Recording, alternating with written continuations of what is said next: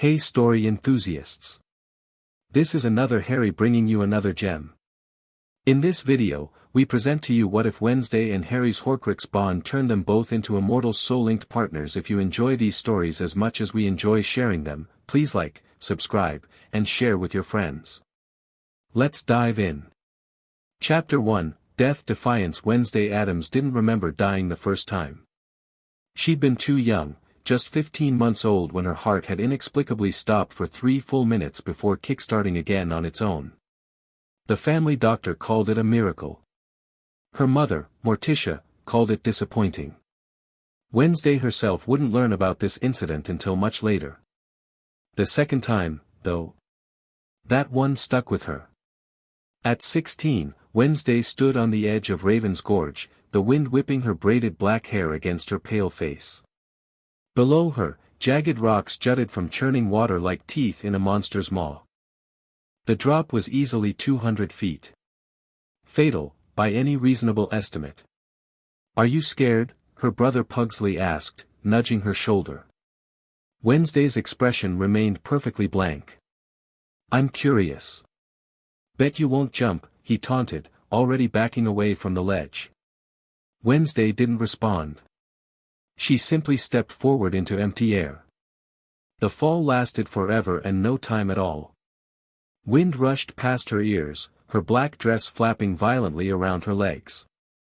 The rational part of her brain calculated her terminal velocity, estimated the impact force, and calmly concluded that survival was impossible. The less rational part felt something like exhilaration. She hit the water with bone-shattering force. Pain exploded through every cell in her body as darkness swallowed her whole. Then, nothing. Until Wednesday gasped, water pouring from her lungs as she woke face down on a rocky shore half a mile downstream. Her body convulsed, coughing up river water while her mind struggled to make sense of what had happened. Nothing was broken. Nothing even hurt anymore. She should be dead. Instead, she felt irritated. "Interesting," she murmured, wringing water from her soaked braids. Thousands of miles away, in a very different world, Harry Potter was having an equally perplexing day. Stupefy. The red bolt of magic caught Harry square in the chest before he could raise his shield. He flew backward, slamming into the practice room wall with a sickening crack.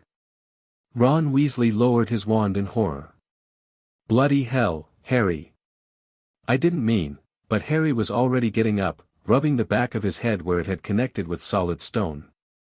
There should have been blood, possibly a concussion. Instead, there was only confusion. "Nice shot," Harry said, retrieving his fallen wand. "But I think we need to work on controlling your power." Ron stared at him. "How are you standing?" "That hit was, I put everything into that spell." Harry shrugged. "Got a hard head, I guess." But as training continued, something nagged at the back of his mind. This wasn't the first time he'd walked away from injuries that should have been serious. Since the Battle of Hogwarts 3 years ago, since Voldemort's death, Harry had noticed strange things happening. Cuts healing too quickly. Falls that should break bones barely leaving bruises. That poisoning attempt last year that had somehow just worn off after a few hours of discomfort.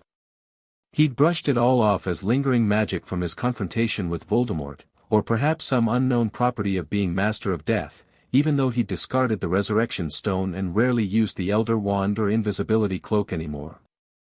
But this was different. Ron's stunner had hit with enough force to crack the wall. Harry had felt his skull connect with stone. He'd heard something break. Yet here he was, completely fine. When training ended, he made an excuse to Ron about meeting Hermione and headed straight for the Department of Mysteries instead. If anyone might have answers about cheating death, it would be the Unspeakables. Auror Potter, the hooded figure, greeted him at the entrance. "We weren't expecting you." "Unofficial visit," Harry said, forcing a smile. "Is Croaker available?" The figure, Harry couldn't tell if it was male or female, seemed to consider him for a long moment before nodding once. "This way."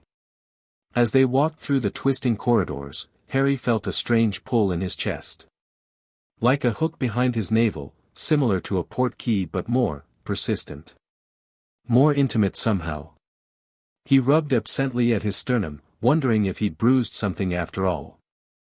Croker's office was exactly what you'd expect from the head unspeakable, walls lined with books whose titles shifted when you tried to read them, strange silver instruments puffing colored smoke, and a desk that seemed to be made of some material that wasn't quite solid. Potter, Croker nodded, not looking up from the scroll he was examining. What brings you to our humble department? Another prophecy? Harry took a seat without being invited. Actually, I'm curious about death. Specifically, not dying when you should.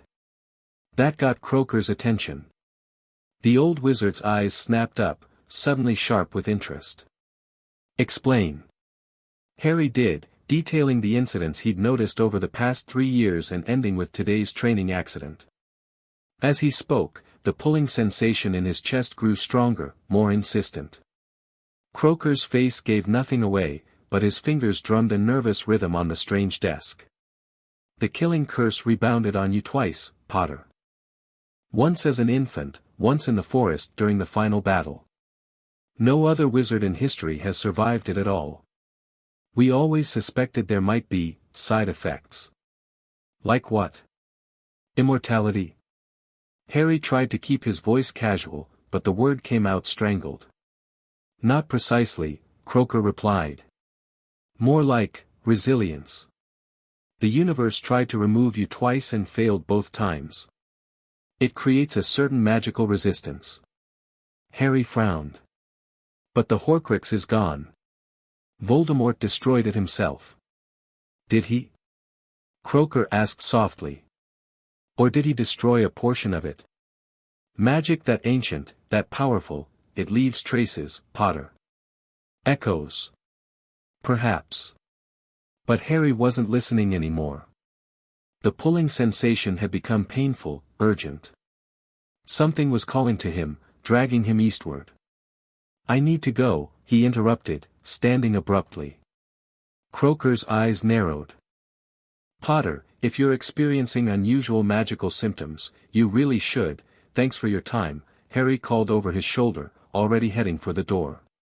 I'll keep you updated. He wouldn't, of course. The moment Harry left the ministry, he apparat to his flat in London. The pulling was becoming unbearable now, like someone had threaded a fishing line through his soul and was reeling him in. He grabbed a quick pack bag, something he'd started keeping ready after the war, old habits dying hard, and checked his wand holster. Whatever this was, he wasn't going to ignore it. 3 years of relative peace had been nice, but Harry Potter knew better than to expect it to last. Better to face the next threat head-on than wait for it to come for him. The tug was pointing east. Far east. America, he muttered to himself. Bloody fantastic. He set his wards, left a note for Ron and Hermione explaining he needed some time away, but deliberately vague on details, and headed for the International Portkey office. 20 minutes and several pulled strings later, he was holding a rusty soda can, counting down to departure. The hook behind his navel, the magical one, not the mysterious pulling, jerked him across the Atlantic. Wednesday Addams stood in her family's extensive library, surrounded by ancient tomes of forbidden knowledge. Since her impossible survival at Raven's Gorge 2 days ago, she'd been researching tirelessly, looking for any explanation. Immortality wasn't entirely unheard of in her family. Great-Aunt Calpurnia had allegedly lived to 183 before a particularly enthusiastic stake burning finally took. Uncle Vlad claimed to be over 4 centuries old, though he also claimed to have invented the spork, so his reliability was questionable. But those cases involved dark rituals, blood sacrifices, or pacts with entities her parents only spoke of in hushed tones. Wednesday had done none of these things. At least, not successfully. Interesting reading choice. Wednesday didn't jump at her mother's sudden appearance. She simply turned a page. Light browsing. Morticia glided forward, her long black dress seeming to float just above the floor. The Necronomicon isn't typically light reading, darling. Is there something on your mind? Wednesday considered lying, but Morticia had always possessed an uncanny ability to detect untruths. I died 2 days ago. It didn't take.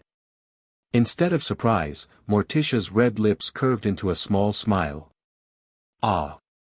I wondered when this might happen. Wednesday's eyes narrowed. You knew. Suspected, Morticia corrected, running one long-nailed finger along the ancient bookshelf. You were such an unusual baby, Wednesday. So quiet. So still. And then that curious incident when you were 15 months old. My heart stopping, Wednesday said flatly. Yes. Morticia nodded. It happened on Halloween night. Most peculiar timing. Your father and I thought perhaps you'd been claimed by some ancient power, but when you revived, we assumed we were mistaken.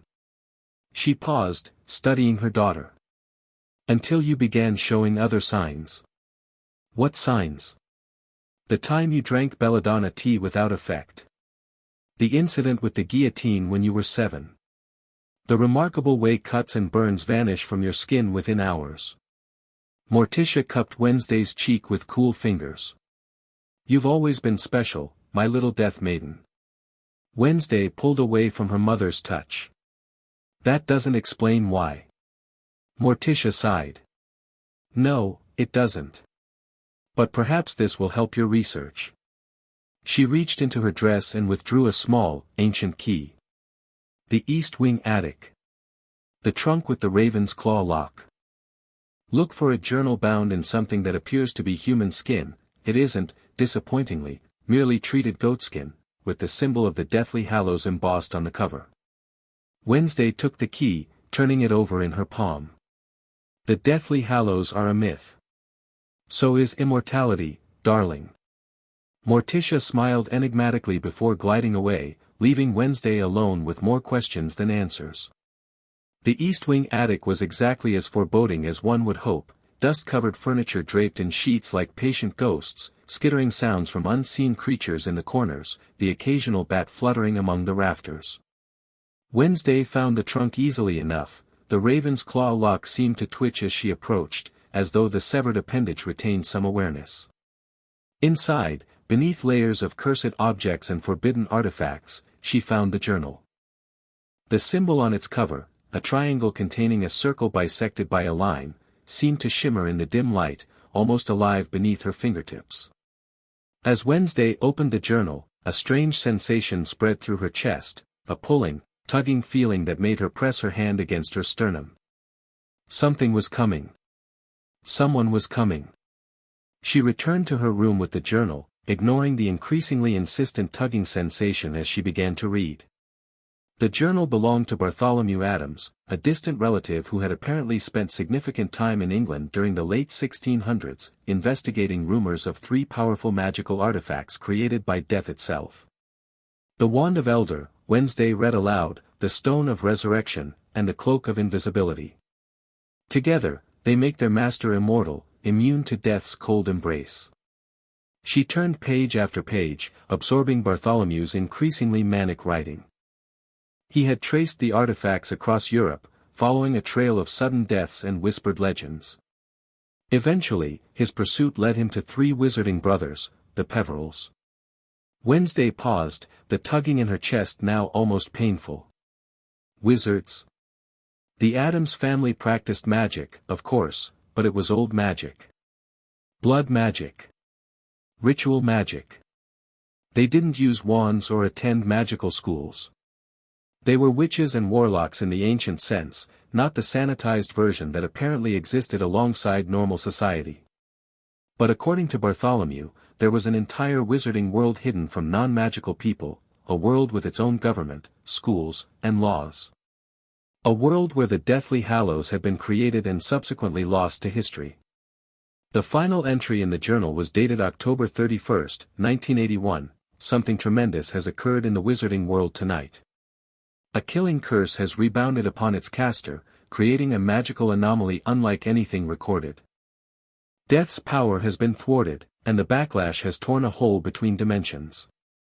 I can sense a fragment of the shattered soul seeking anchor. Perhaps this is my opportunity to achieve what the Hallows could not grant me. The entry ended abruptly. Whatever Bartholomew had planned, he'd either not recorded it or not lived to write it down. October 31st, 1981.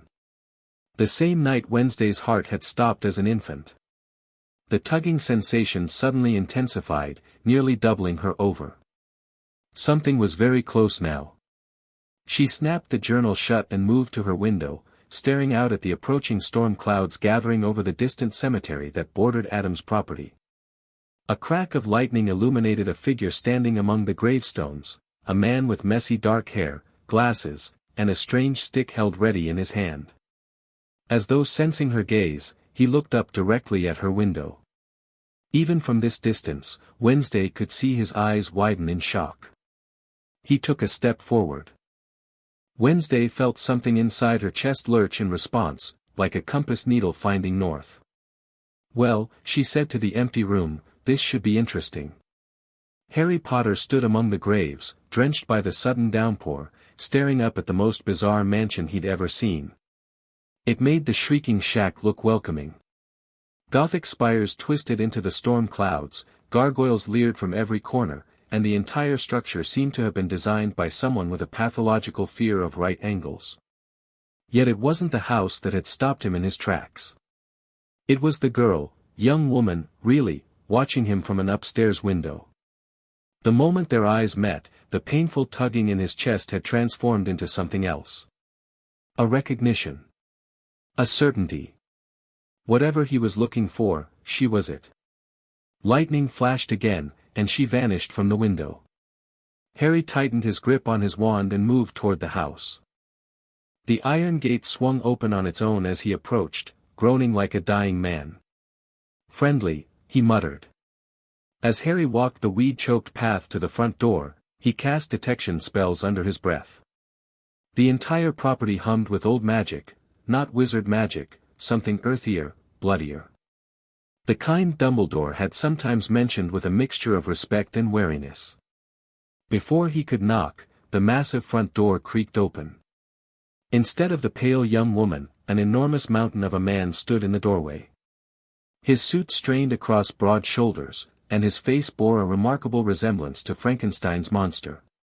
"You rang?" the giant rumbled. Harry blinked. No. "But I need to speak with the girl in the window," a voice finished from behind the giant. The man stepped aside, revealing the young woman Harry had seen. Up close, she was even more striking, porcelain skin, intense dark eyes, and black hair braided severely on either side of her angular face. She wore a simple black dress that seemed closer to a funeral garment than casual wear. "Who are you?" she asked, her voice completely devoid of inflection. Harry opened his mouth to answer but was interrupted by another voice, a smooth, cultured woman's tone. "Lurch, do invite our guest in from the rain. It's so rude to leave someone dripping on the doorstep unless you intend to harvest the water for ritual purposes." A tall, vampiric woman glided into view, her movements impossibly graceful. Her resemblance to the younger woman was unmistakable. "Of course, Mrs. Adams," Lurch groaned, stepping back. Harry found himself ushered into a foyer that looked like the set of a horror film. Cobwebs draped from chandeliers, a stuffed bear stood in one corner wearing what appeared to be a tutu, and various weapons lined the walls, all showing signs of regular use. "I'm Harry Potter," he said finally, deciding directness was his best option. "And I think." He looked directly at the younger woman, "We need to talk." "Wednesday Adams," she replied coolly. "And yes, we do." The older woman, Mrs. Adams, smiled, revealing blood-red lips. "How delightful. A visitor from the wizarding world. We so rarely get your kind here." She turned to Wednesday. "Darling, why don't you take Mr. Potter to the conservatory? I'll have Thing bring refreshments." Harry wanted to ask what Thing was but decided he probably didn't want to know. Wednesday led him through the house without another word. The conservatory turned out to be a greenhouse filled with the most dangerous and poisonous plants Harry had ever seen outside herbology class. Venomous tentacula snapped lazily as they passed. Something that looked suspiciously like devil's snare hung from the ceiling.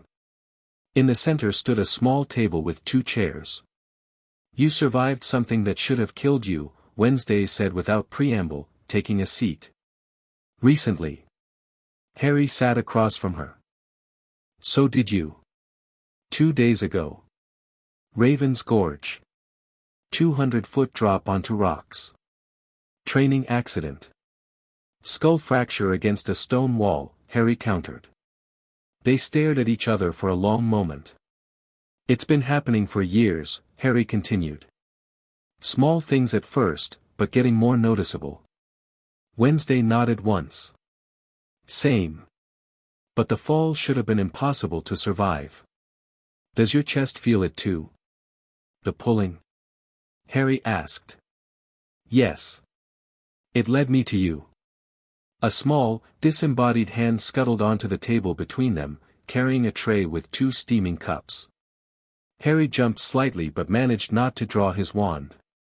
"Thing says thank you," Wednesday said, completely straight-faced. She took one of the cups. "It's hemlock tea. Don't worry, it won't kill you." "Apparently." Harry cautiously took the other cup but didn't drink. "I think I know what's happening. Or part of it, at least." Wednesday's expression didn't change, but her eyes sharpened with interest.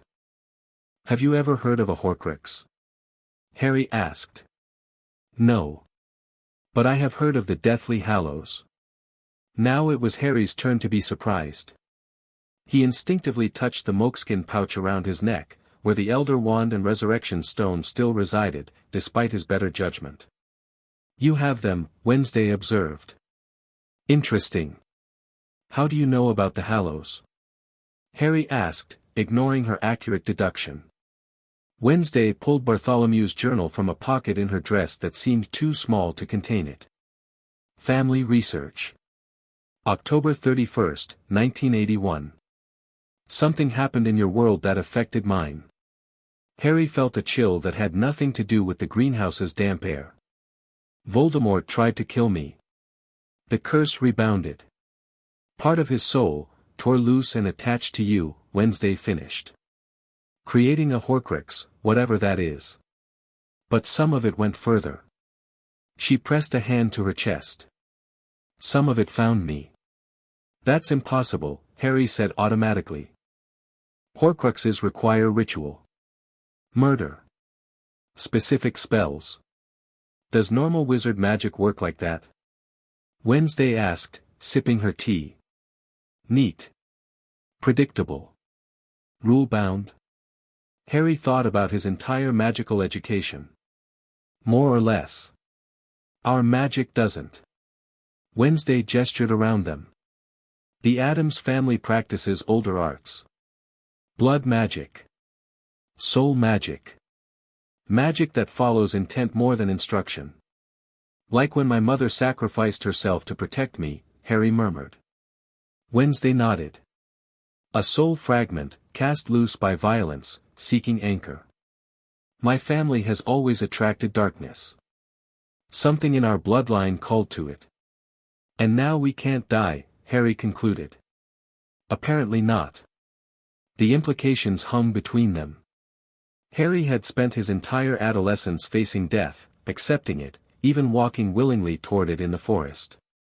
To now learn he might never be able to die. I don't want this, he said quietly. No one asked what you want, Wednesday replied. The question is what we're going to do about it. Before Harry could respond, a thunderous crash echoed from somewhere in the house, followed by maniacal laughter and what sounded like small explosions. Pugsley, Wednesday explained. My brother. Experimenting with dynamite again.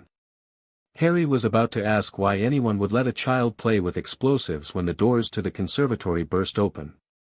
A round boy with wild blonde hair stood there, face streaked with soot, grinning wildly. Wednesday. You've got to see this. I've figured out how to make the explosions change colors and, he stopped, noticing Harry. Who's the normie? Wizard, not normie, Wednesday corrected. Harry Potter. We share a soul fragment. Harry, my brother Pugsley. Pugsley's eyes widened. Cool. Can you do magic? Can you make stuff explode? Does this mean Wednesday's finally got a boyfriend? No, Wednesday and Harry said simultaneously. Harry stood up. Look, we need to figure this out properly. If what you're saying is true, we have a piece of Voldemort's soul connecting us, making us immortal. That's not something to take lightly. I never take anything lightly, Wednesday said, also standing. Except gravity, apparently. Harry couldn't help the small smile that tugged at his lips. There was something about her deadpan delivery that was strangely charming. We should consult our family records, Wednesday continued. The Adams archives go back centuries. If anyone has encountered something like this before, there will be documentation. I've got resources too, Harry offered. Friends who might know more about cross-dimensional magic and soul bonds. Pugsley bounced excitedly. Can I help? I can blow things up if you need a distraction. No, Wednesday said firmly. Actually, Harry interjected, we might need all the help we can get. This isn't just about us anymore. If we've got fragments of one of the darkest wizards in history inside us, who knows what else might be affected? Wednesday gave him a measuring look. The journal mentioned a hole between dimensions. If that's true, then anything might have come through, Harry finished grimly. Or anyone. The lights in the conservatory suddenly flickered, then went out completely. In the darkness, Harry felt a cold presence enter the room, something ancient and hungry. He had his wand out instantly, a shield charm on his lips. But before he could cast, Wednesday's hand closed around his wrist. Her touch was cool but sent a jolt of something like electricity up his arm. The soul connection between them seemed to pulse. Don't, she whispered. It's just Grandmama. She does this sometimes. A moment later, the lights returned, revealing an ancient crone standing by the venomous tentacula, stroking its leaves like one might pet a cat. The plant seemed to be purring. So, the old woman cackled, her wild gray hair standing out in all directions, you're the wizard boy who's connected to our Wednesday. I sensed a disturbance in the ether. She shuffled forward, peering at Harry through thick spectacles. Yes, I see it now. The mark on your soul. Fractured but powerful. She turned to Wednesday. And you, my dear. Always knew you were special, even for an Adams. Soul magic is the deepest magic of all. Grandmama, Wednesday nodded in greeting. We're trying to understand what happened. How a wizard's soul fragment could cross dimensions. Grandmama cackled again. Dimensions. Pa. As if reality is so simple. She moved to the table and began rummaging through a pouch at her waist. The veil between worlds has always been thin for our family. We dance with death, court darkness, embrace what others fear. She extracted a vial of something viscous and purple. Sometimes, the darkness embraces back. Harry looked between the strange old woman and Wednesday, who seemed perfectly comfortable with her grandmother's cryptic statements. Are you saying the Addams family has some connection to my world? To wizarding magic? All magic is connected, boy. Grandmama snapped, uncorking the vial. It's people who insist on separating it into neat little categories. Wizard magic. Which magic? Dark and light. She snorted derisively. Magic is magic. Power is power. And death. She fixed Harry with a suddenly sharp gaze, death is just another doorway. She poured the purple liquid into the palm of her gnarled hand and blew it toward them. The substance expanded into a shimmering cloud, hovering between Harry and Wednesday. Within the cloud, Harry saw a vision, a baby with black hair in a crib, crying as a strange green light filled the room. Simultaneously, in another crib in another world, a silent baby girl with intense dark eyes suddenly stiffened, her tiny heart stopping momentarily before restarting with a new, darker rhythm. The vision shifted, showing a teenage Harry in the Forbidden Forest, Voldemort's killing curse striking him directly. At the same moment, across dimensions, a teenage Wednesday convulsed in her sleep, her body momentarily becoming as cold as death before warmth returned. Connected, Grandmama said softly as the cloud dissipated. Bound by soul magic more powerful than any spell or ritual. What affects one, affects the other. So when Voldemort's killing curse rebounded on me as a baby, Harry said slowly, part of his soul attached to me, but some of it, crossed over and found Wednesday. And when Voldemort used the killing curse on me again in the forest, he continued, the realization dawning, it should have destroyed the Horcrux in me. But because part of it was in Wednesday. Neither piece could be destroyed, Wednesday concluded. The connection protected both of us. Grandmama nodded approvingly. Smart children. Yes. The soul fragment split between worlds cannot be destroyed in just one. And now that fragment has become intertwined with your own souls, granting a form of immortality. Is there any way to undo it? Harry asked. To remove the fragments? Grandmama's expression turned grave. Would you cut out half your heart and expect to live? The fragments have been part of you both for too long. They've merged, become something new. Remove them now, and you might lose more than you bargained for. What do you mean, something new? Wednesday pressed. Soul magic evolves, Grandmama explained, moving to tend a particularly vicious-looking plant. It adapts. Grows. What began as fragments of a dark wizard's soul has transformed through its connection to you both. It's no longer his. It's yours. Harry ran a hand through his damp hair, struggling to process this information. After all he'd been through to destroy Voldemort and his Horcruxes, to learn that he still carried a piece, that it had become permanently part of him, was disturbing. But if Grandmama was right, it wasn't truly Voldemort anymore. So we're stuck with each other, Wednesday stated flatly, looking at Harry. Appears that way, Harry agreed, equally unenthusiastic. Grandmama cackled. Oh, you young people. Always so dramatic. Consider the possibilities. Immortality. Power over death itself. Many would kill for such a gift. It's not a gift if we didn't ask for it, Harry pointed out. The best gifts are often unexpected, Grandmama replied with a wink. She shuffled toward the door. I'll leave you two to get better acquainted. Soul bonds work better when there's trust. Or at least mutual respect. With that cryptic advice, she disappeared into the hallway, leaving Harry and Wednesday alone again. Your family is. Harry searched for the right word. An acquired taste, Wednesday supplied. I was going to say, interesting, Harry corrected. That too. A ghost of a smile touched Wednesday's lips, so brief Harry almost missed it.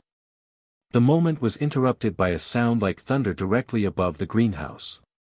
Both of them looked up as glass began to rain down from the shattered ceiling. Harry reacted instantly, casting a shield charm that covered them both. Shards of glass bounced harmlessly off the magical barrier. Wednesday didn't seem particularly impressed by the near-death experience or Harry's quick spell work. Weather control, she observed calmly. Someone's trying to get our attention. Harry dropped the shield once the glass stopped falling. Or trying to kill us. Same thing, in my experience. A figure descended through the broken ceiling, floating down gracefully on what appeared to be manipulated air currents.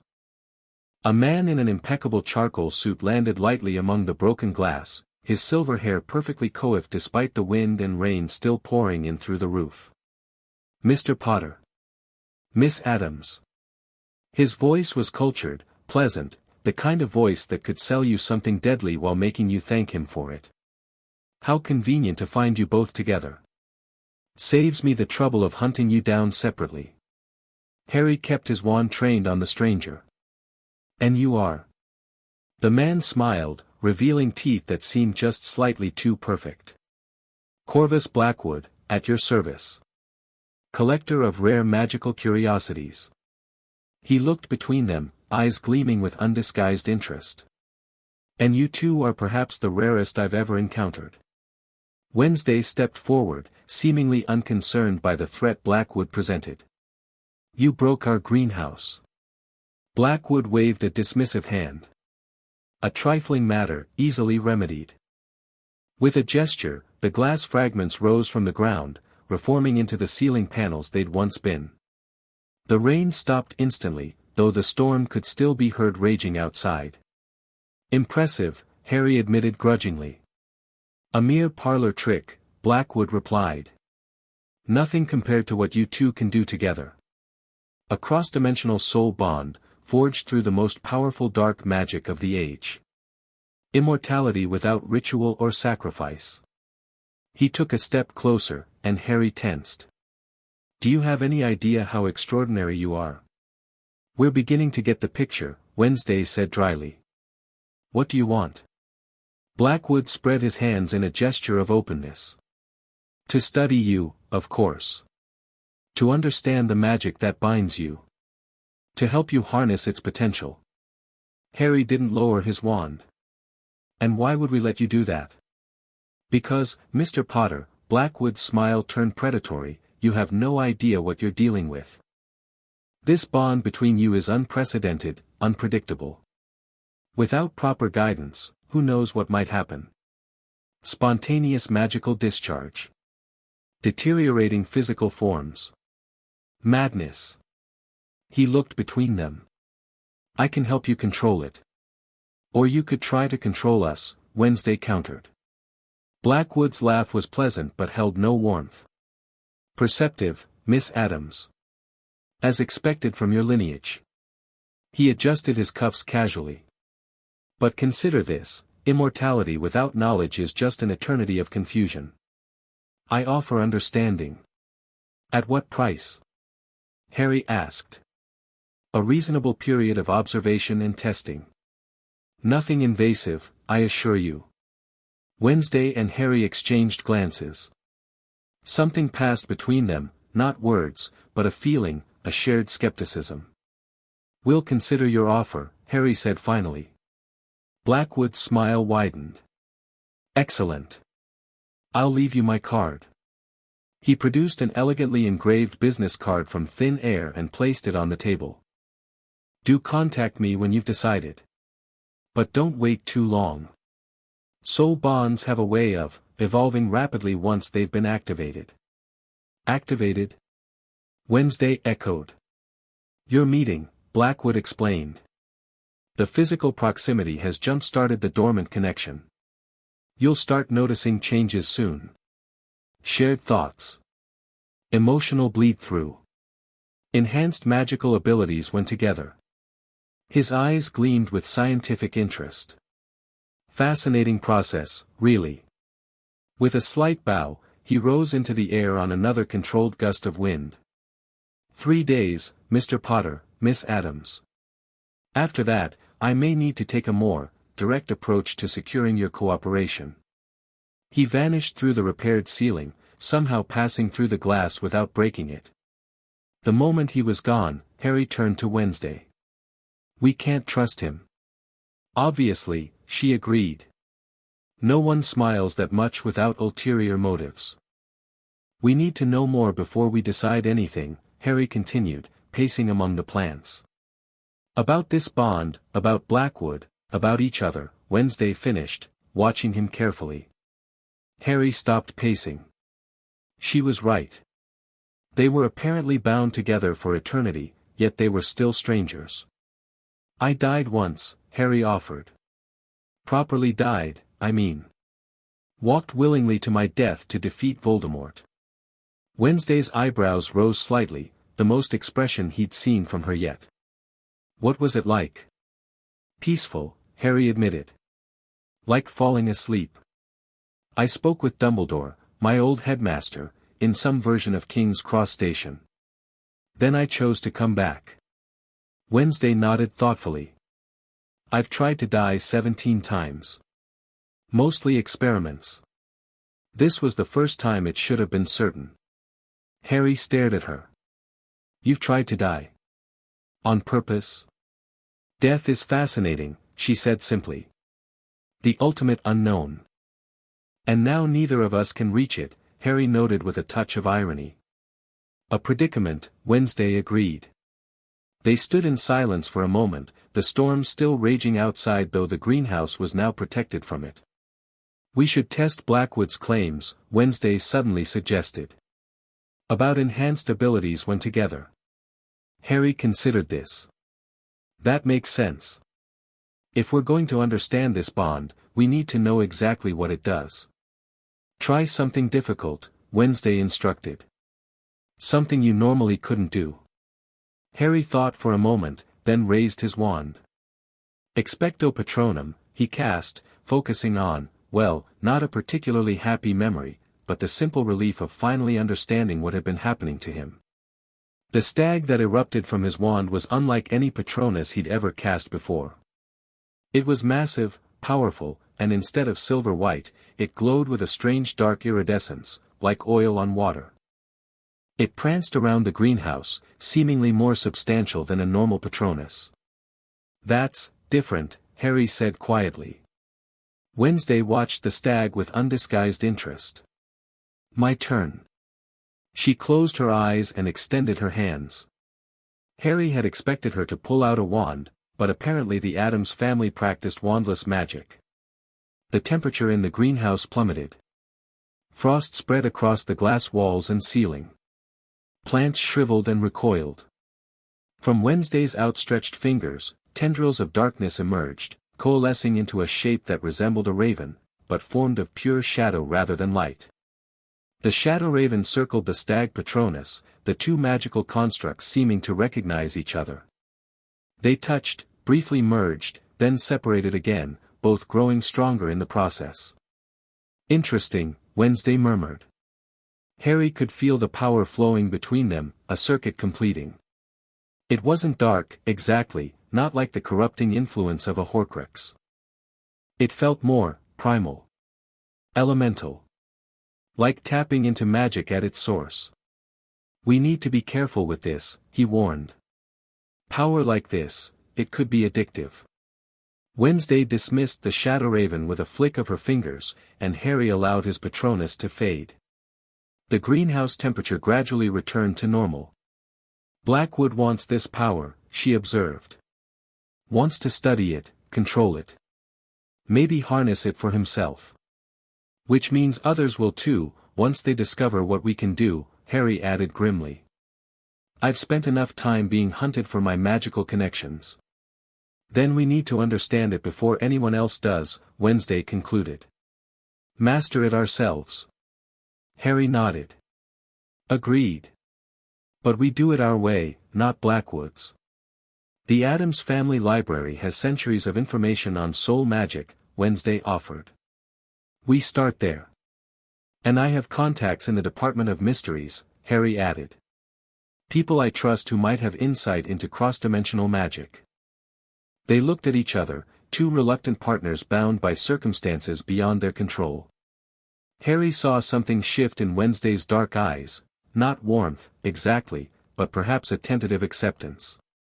I still don't like this, she said flatly. Me neither, Harry agreed. But if we're stuck together for eternity, we might as well make the best of it. Wednesday almost smiled. Almost. I suppose there are worse people to be soul-bound to. You did save us from the falling glass. And you didn't poison my tea. I think. Not this time, Wednesday agreed. A crash from elsewhere in the house interrupted their tentative rapport. Pugsley's voice echoed down the hallway, Wednesday. Harry. You've got to see this. Something weird is happening to Thing. They exchanged a look. Shall we? Harry gestured toward the door. Wednesday nodded once. Welcome to the Addams family, Harry Potter. Try not to die. Not that you can anymore, apparently. Right back at you, Wednesday Addams. They left the greenhouse side by side, connected by magic older than either of their worlds, unaware of the shadowy figure watching from beyond the glass, Corvus Blackwood, his perfect smile replaced by a calculating stare. Perfect, he whispered to himself. Simply perfect. In his hand, a small device pulsed with dark energy, recording every fluctuation in the magical bond between Harry and Wednesday. Soon, he would have enough data to begin the next phase of his plan. The two immortals would be the crowning jewels of his collection, whether they came willingly or not. The storm intensified around the Addams mansion, lightning striking the weather vane repeatedly as if trying to send a warning. Inside, two reluctant immortals began the first steps of what would become an eternal partnership, while outside, forces beyond their understanding gathered, drawn to the unprecedented power of their bond. Neither Harry nor Wednesday had asked for this connection. Neither wanted the responsibility of immortality. But as they followed the sound of Pugsley's excited shouting, both felt the same unspoken thought, at least they wouldn't have to face it alone. Chapter 2, Reluctant allies. Harry and Wednesday rushed toward the commotion echoing through the mansion's twisting hallways. Well, Harry rushed, Wednesday maintained her measured pace, refusing to show anything resembling urgency despite the increasingly frantic shouts from her brother. Is this normal for your family? Harry asked, slowing his stride to match hers. Define normal, Wednesday replied flatly. They found Pugsley in the main living room, bouncing excitedly around what appeared to be a disembodied hand having some kind of seizure. The hand, presumably thing, skittered across the antique coffee table, fingers twitching erratically. It started right after that fancy man left. Pugsley exclaimed. Thing was bringing the mail, then BAM. Spasm City. Wednesday knelt beside the table, her expression unreadable as she observed the distressed appendage. Thing, what's wrong? The hand stopped shaking long enough to point frantically at Harry, then at Wednesday, then made a series of complex gestures that Harry couldn't begin to interpret. He's sensing something, Wednesday translated.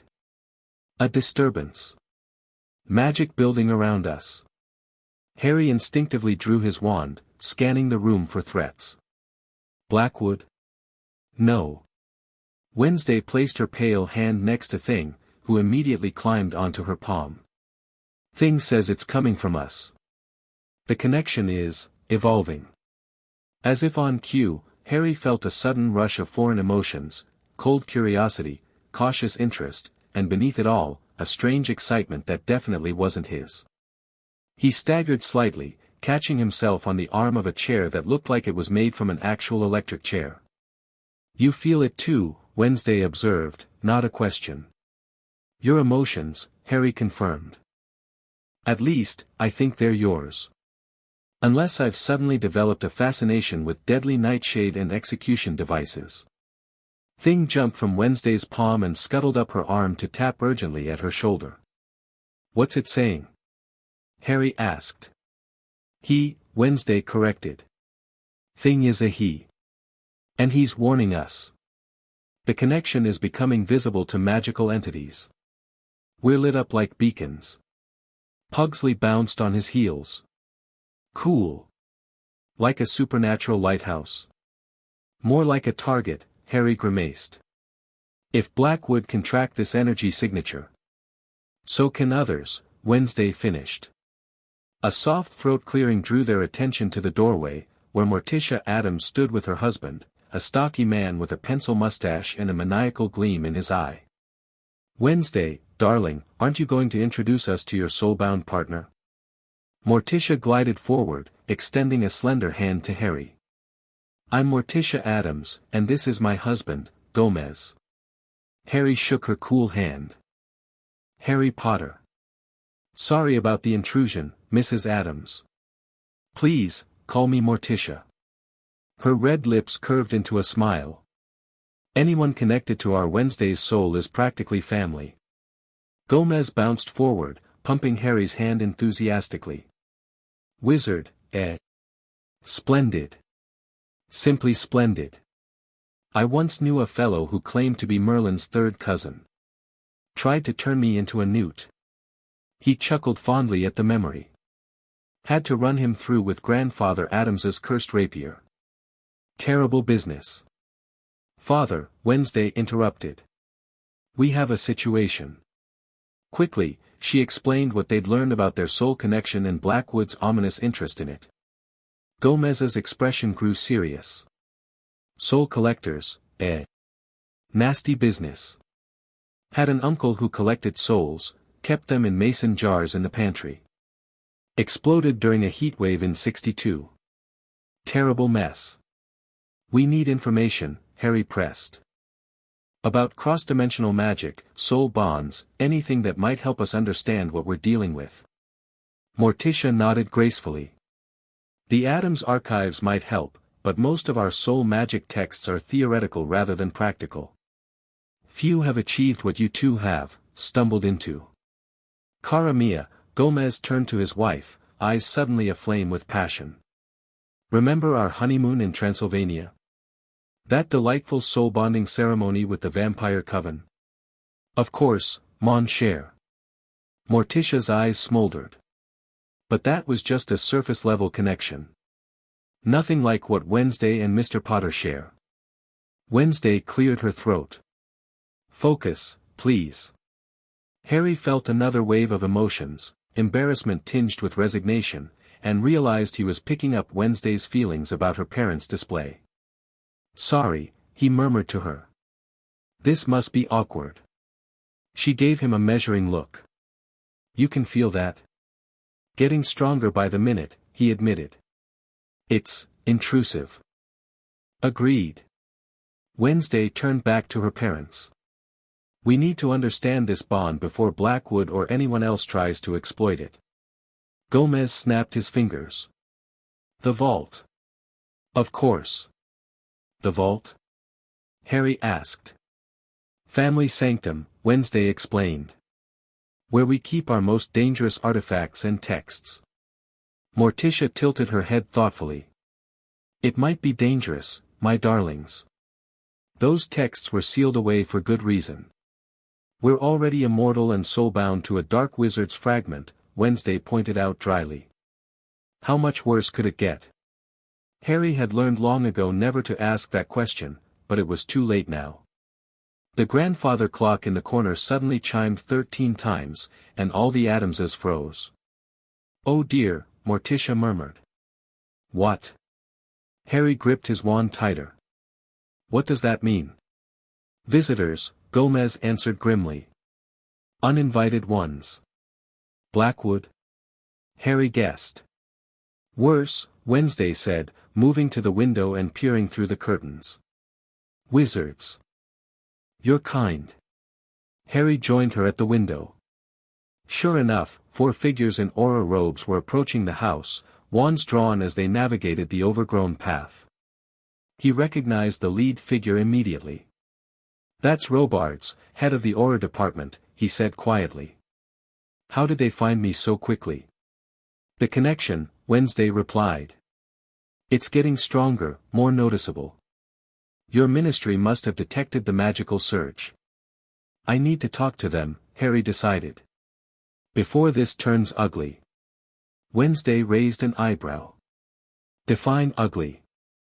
Harry glanced at Pugsley, who was now loading what appeared to be crossbow bolts into his pockets, and Gomez, who had drawn a wicked-looking sword from a nearby umbrella stand. I mean before your family decides to defend their home against what they perceive as magical intruders, and my colleagues decide to subdue what they perceive as dark magic practitioners. Fair assessment, Wednesday conceded. Harry headed for the front door, Wednesday a step behind him. When he glanced back questioningly, she shrugged. Soul-bound, remember? Where you go, I go. That's not how it works, Harry argued. We don't know how it works, she countered. Better stay close until we do. He couldn't argue with that logic. Together, they stepped onto the mansion's front porch just as the Aurors reached the bottom of the steps. Rain continued to pour down, though it seemed to avoid Robards and his team completely, a simple water-repelling charm. Potter, Robards called, his gruff voice cutting through the storm. What in Merlin's name are you doing here? And what was that magical surge we detected? Harry stepped forward, keeping his posture non-threatening though his wand remained ready at his side. Sir, I can explain. It's a long story involving some unexpected magical developments. Robards scowled. You disappeared from London without proper notification, crossed international borders without clearance, and now we find you at the epicenter of the biggest magical anomaly I've seen since the Battle of Hogwarts. His eyes shifted to Wednesday. With a member of the Addams family, no less. You know her family? Harry asked, surprised. The Department of Magical Creatures has a whole file on the Addams clan, one of the other Auror supplied. Non-standard magic users, possibly non-human ancestry, potentially dangerous but generally non-interfering. Wednesday's expression didn't change, but Harry felt a spike of irritation through their connection. We're human, she stated coldly. Just better. Robards ignored the comment, focusing on Harry. Potter, you need to return with us immediately. Whatever's happening here needs to be properly investigated by the Department of Mysteries. With all due respect, sir, Harry replied carefully, I can't do that right now. Miss Addams and I are dealing with a unique magical situation that requires our immediate attention. Not a request, Potter, Robards barked. That's an order. Harry felt Wednesday's cool presence beside him, a strange contrast to the heated confrontation. Through their connection, he sensed not fear but calculation. She was assessing the Aurors, measuring threat levels, considering options.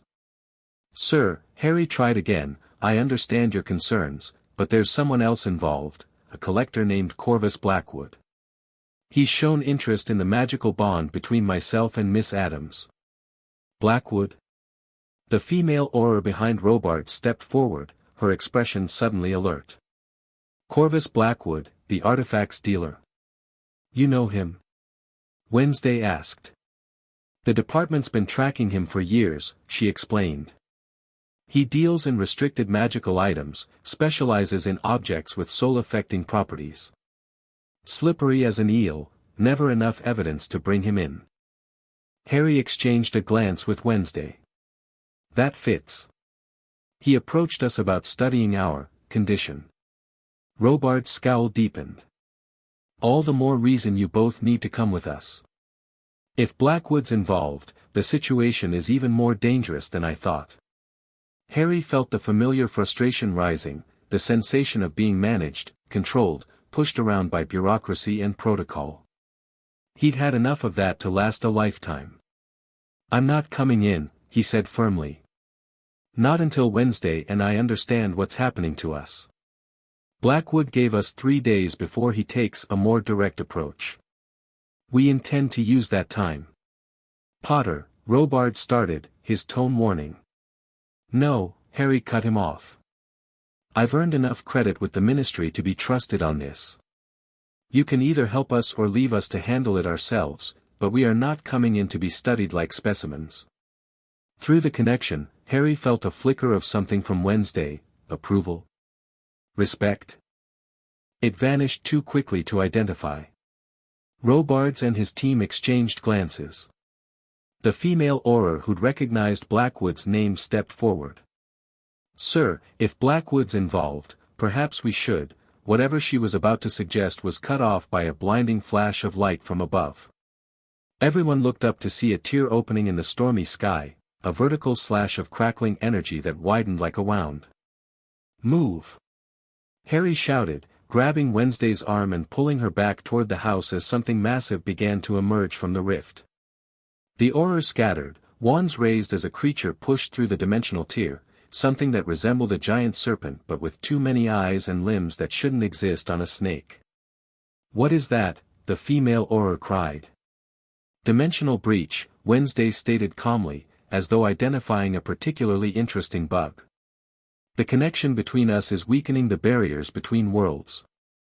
The creature fully emerged, its massive body coiling in the air before crashing down into the Addams family graveyard.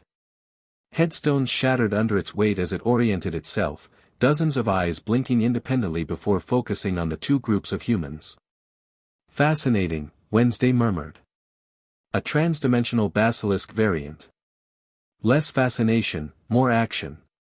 Harry urged, raising his wand. Confringo. The blasting curse struck the creature's flank, leaving barely a mark on its strange, shifting scales. The beast roared, a sound that seemed to come from everywhere and nowhere at once, and lunged toward them.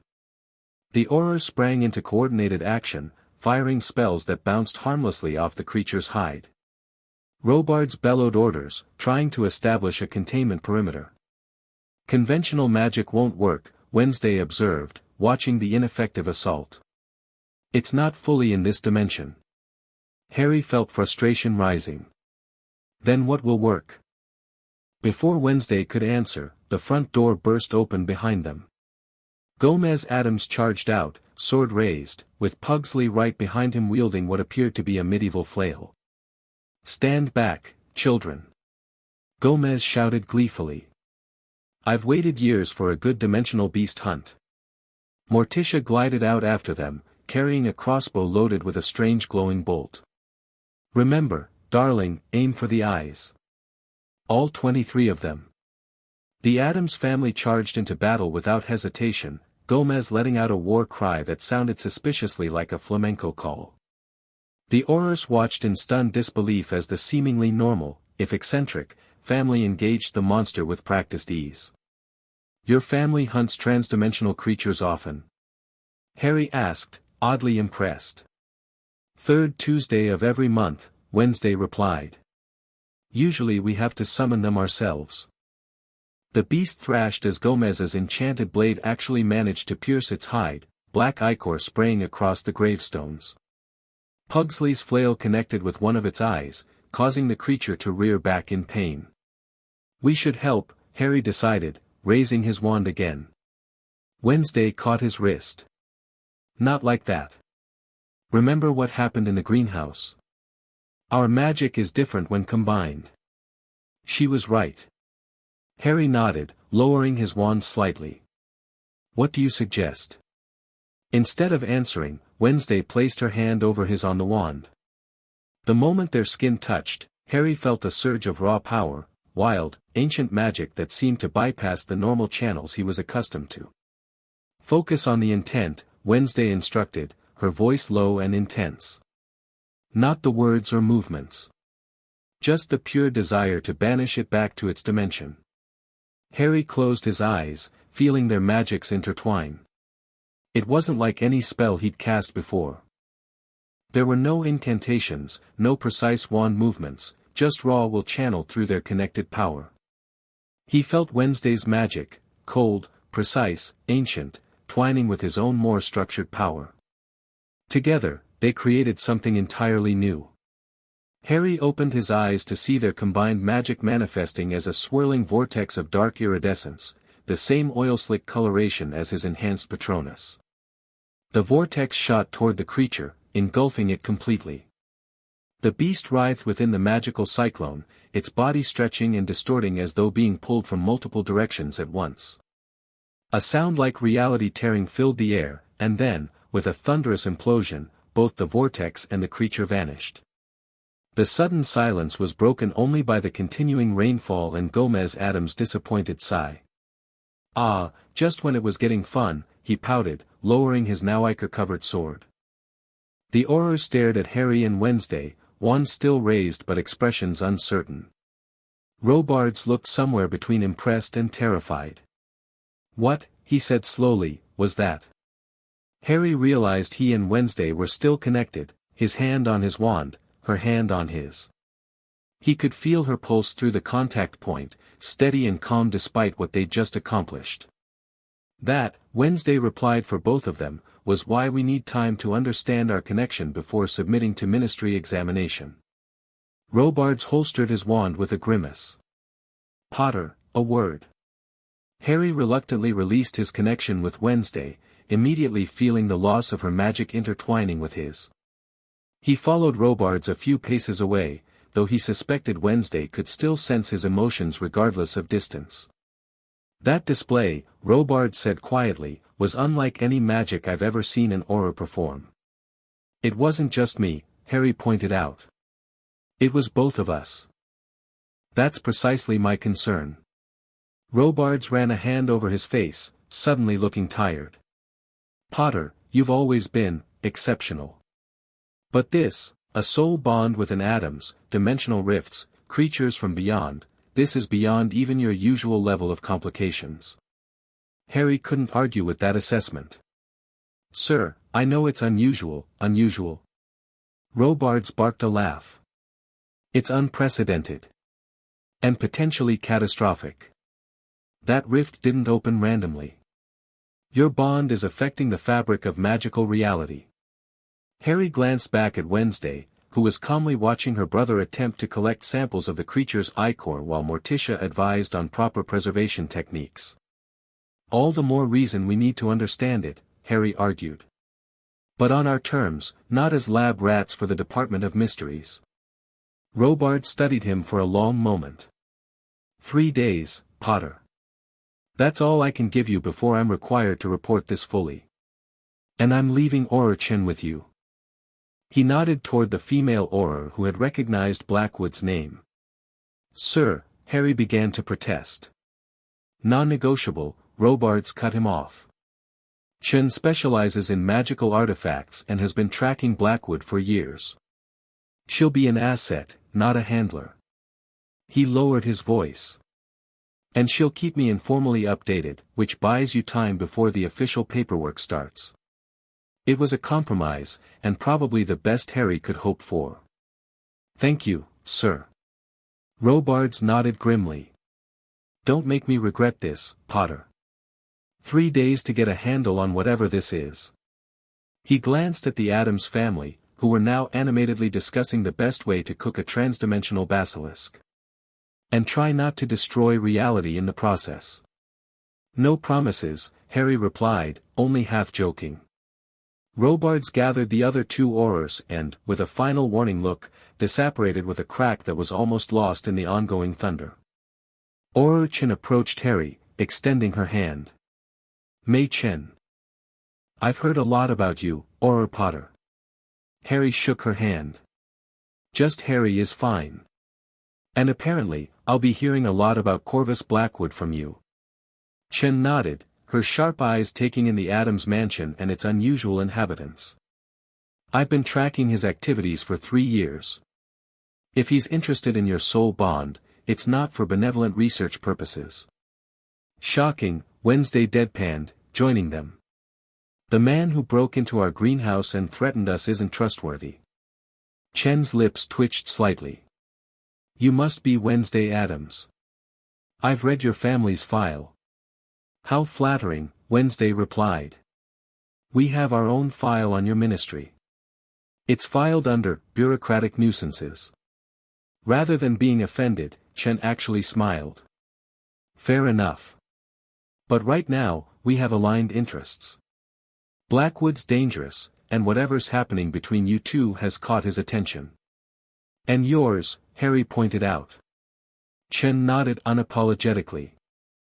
I go where the case leads. Right now, it's led me here. She glanced at the sky where the dimensional rift had been. And based on what I just saw, we don't have time for jurisdictional squabbles. Wednesday studied the aura with new interest. You're more practical than I expected from a government agent. 5 years chasing Blackwood through international magical communities teaches you to be flexible, Chen replied. So, what's the plan? Harry looked to Wednesday, who seemed to be considering their options. The vault, she finally said. We need to see what my family has on soul bonds and dimensional magic. And then? Chen pressed. One step at a time, Harry advised. First we understand what we're dealing with. Then we figure out how to control it. After that, we deal with Blackwood, Wednesday finished. Gomez bounded up to them, still carrying his ichor-covered sword. Splendid battle. Invigorating. Miss Chen, you must join us for dinner. Grandmama's making her famous eye of newt stew in honor of our dimensional visitor. Chen blinked, clearly unsure how to respond to the enthusiastic invitation. Father, Wednesday interjected, we need access to the vault. Gomez's expression instantly turned serious. The vault? Are you certain, Wednesday? Some knowledge is dangerous even for an Adams. We're already experiencing spontaneous dimensional rifts, Wednesday pointed out. How much worse could it get? Harry winced. Please stop asking that. Gomez considered for a moment, then nodded sharply. Very well. But only the three of you, no offense, Miss Chen, but the vault is strictly family, and Harry here is practically family now through the soul bond. No offense taken, Chen replied smoothly. I'll keep watch outside. If Blackwood shows up, you'll want advance warning. Harry appreciated her understanding. Thank you. This way, Gomez beckoned, leading them back toward the mansion. The vault waits for no one. Quite literally, it tends to move around the house. As they followed Gomez into the mansion, Harry found himself walking beside Wednesday, their steps unconsciously synchronizing. Your family is taking this remarkably well, he observed quietly. Dimensional rifts, soul bonds, immortality, Wednesday shrugged slightly. Tuesday nights are usually more exciting. Harry couldn't help the small laugh that escaped him. You know, I spent years trying to escape a prophecy and a connection to a dark wizard. Now I'm stuck with another one. Disappointing for both of us, Wednesday agreed, though Harry sensed something else beneath her dry tone, a reluctant curiosity, perhaps even acceptance. At least you're not trying to kill me, Harry offered. That's an improvement over my last magical connection. The ghost of a smile touched Wednesday's lips. The night is young. Harry wasn't entirely sure she was joking. The vault, as it turned out, was hidden behind a bookcase in the mansion's library, cliché, but effective. Gomez activated the entrance by pulling a specific book, Torture Through the Ages, Children's Edition, halfway off the shelf, causing the entire bookcase to slide aside with a deep rumbling sound. Remember, Gomez warned as torches along the revealed stairwell spontaneously ignited with eerie blue flames, touch nothing unless Wednesday says it's safe. Some objects bite. Others do worse. Define worse, Harry asked, immediately regretting the question. Soul extraction, dimensional displacement, spontaneous combustion, Gomez listed cheerfully. The usual. Good to know, Harry muttered. Gomez gave them both a serious look. I'd come with you, but the vault only allows 3 visitors at a time. 4th person who enters tends to trigger the poison dart system. We'll be fine, Father, Wednesday assured him. Of course you will. Gomez beamed. You're an Adams. He clapped Harry on the shoulder hard enough to make him stumble. And Harry here is practically an honorary Adams now. Soulbound and everything. Harry wasn't sure how to feel about that particular honor, but he nodded politely. Good luck. Gomez called as they descended the stairs. If you hear chanting in an unknown language, don't respond no matter how reasonable the offers sound.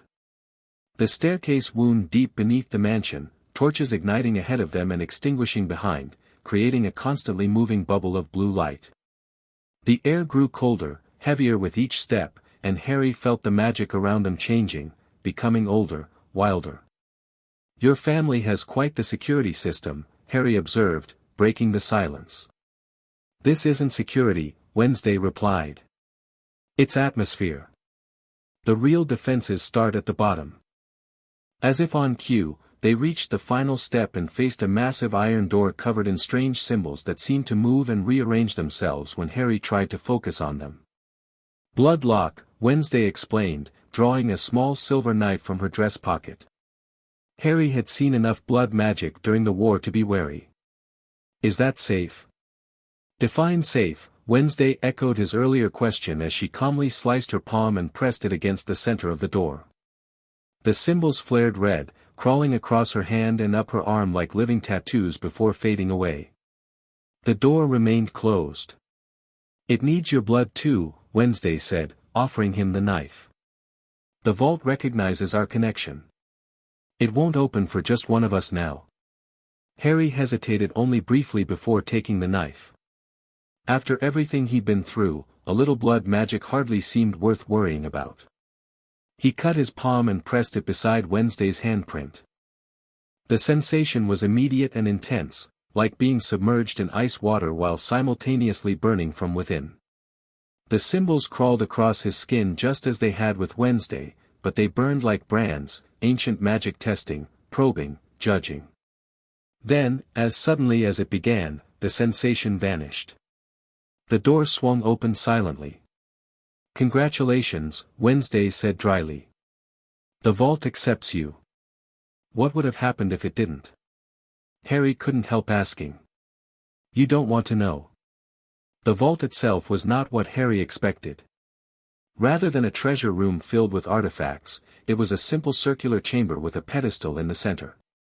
The walls were lined with shelves containing ancient tomes, scrolls, and small boxes, each carefully labeled in various languages, some of which Harry didn't recognize. "This is it?" he asked, somehow disappointed. "Size isn't everything, Potter," Wednesday replied, moving directly to the pedestal. "The vault contains only the most dangerous knowledge the Addams family has accumulated over centuries. One book in here is worth 1,000 in the library upstairs." Harry followed her to the pedestal, where a large, ancient tome lay open, its pages blank. "The Codex Umbra," Wednesday explained, placing her hand on the open page. "It shows only what you need to know, not what you want to know." Harry placed his hand beside hers on the blank page. "How does it?" Before he could finish the question, ink began to spread across the page from beneath their hands, forming words, diagrams, and symbols in a language Harry didn't recognize. "Old Etruscan," Wednesday translated, scanning the text. "Predating modern Latin magical frameworks."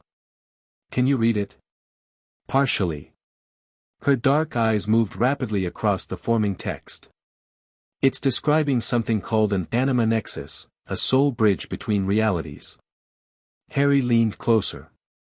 "Like what happened with Voldemort's soul fragment?" "Similar, but not identical." Wednesday's brow furrowed slightly, the most expression Harry had seen from her yet. "According to this, true soul bridges are incredibly rare. They require a catalyzing event of enormous magical power, occurring simultaneously in both dimensions. Like Voldemort's killing curse rebounding on me while something similar happened in your world?" Harry suggested. Wednesday nodded slowly. "The timing matches. Halloween night, 1981. My heart stopped for those 3 minutes." The ink continued to spread, forming complex diagrams showing two humanoid figures connected by a thread of energy that passed through a tear between worlds. "What happens to people connected this way?" Harry asked, dreading the answer. Wednesday translated more text. "The connection grows stronger over time, especially once the participants become physically aware of each other. Powers merge, abilities transfer across the bridge."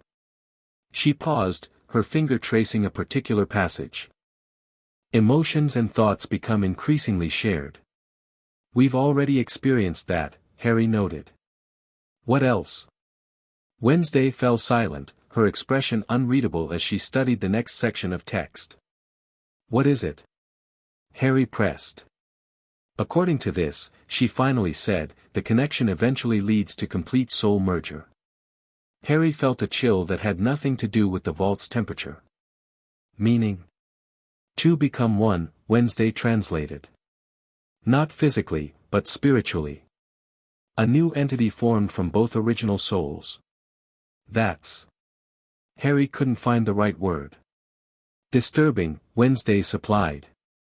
"I was going to say, invasive, but that works too." Harry ran a hand through his messy hair. "Is there any way to prevent it?" Wednesday continued reading. "The text mentions equilibrium, a balanced state where the connection stabilizes without full merger. How do we achieve that?" "It doesn't say specifically." Wednesday's frustration showed in the slight tightening of her jaw. Something about acceptance without surrender. The ink shifted again, forming new diagrams showing the connected figures standing within a complex ritual circle. This looks like a ritual to sever the connection completely, Wednesday observed. Hope flared in Harry's chest. That would solve everything. Not quite. Wednesday's tone grew even more serious.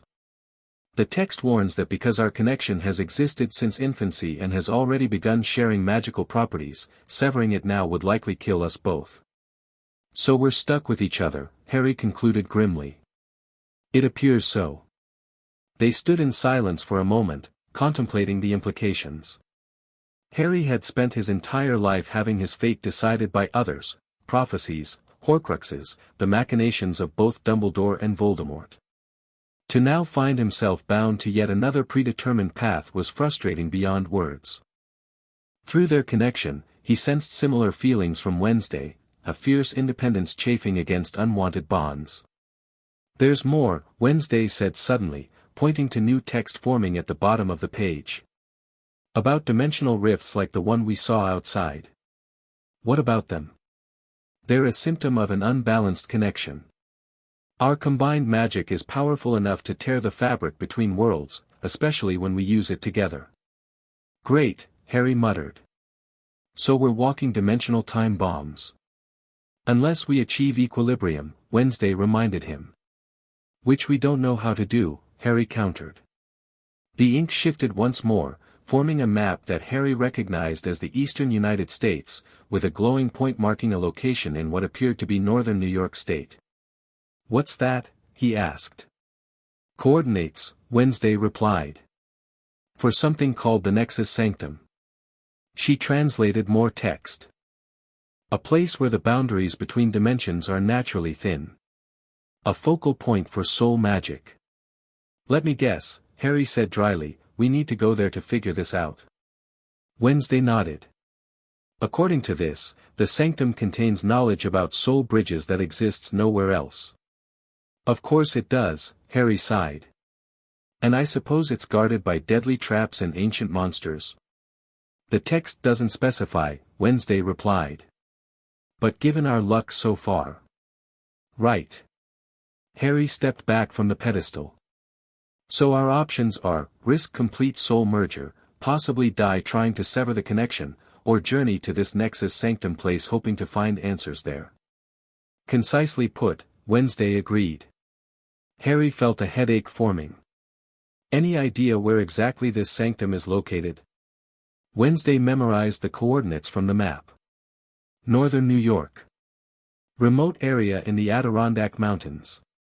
How do we get there? I doubt there's an established apparition point. We drive, Wednesday stated simply. Harry raised an eyebrow. You have a car. The ghost of a smile touched Wednesday's lips. We have something better. Before Harry could ask what better meant in the Addams family context, the Codex Umbra suddenly flipped its pages rapidly, as though caught in a violent wind.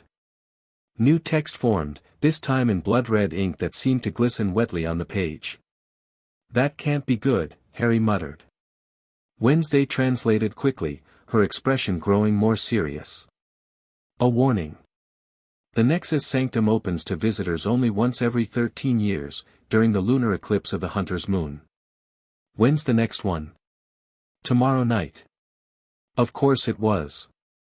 Harry's life never seemed to allow for adequate preparation time. Anything else we should know? He asked, almost afraid of the answer. Wednesday nodded grimly.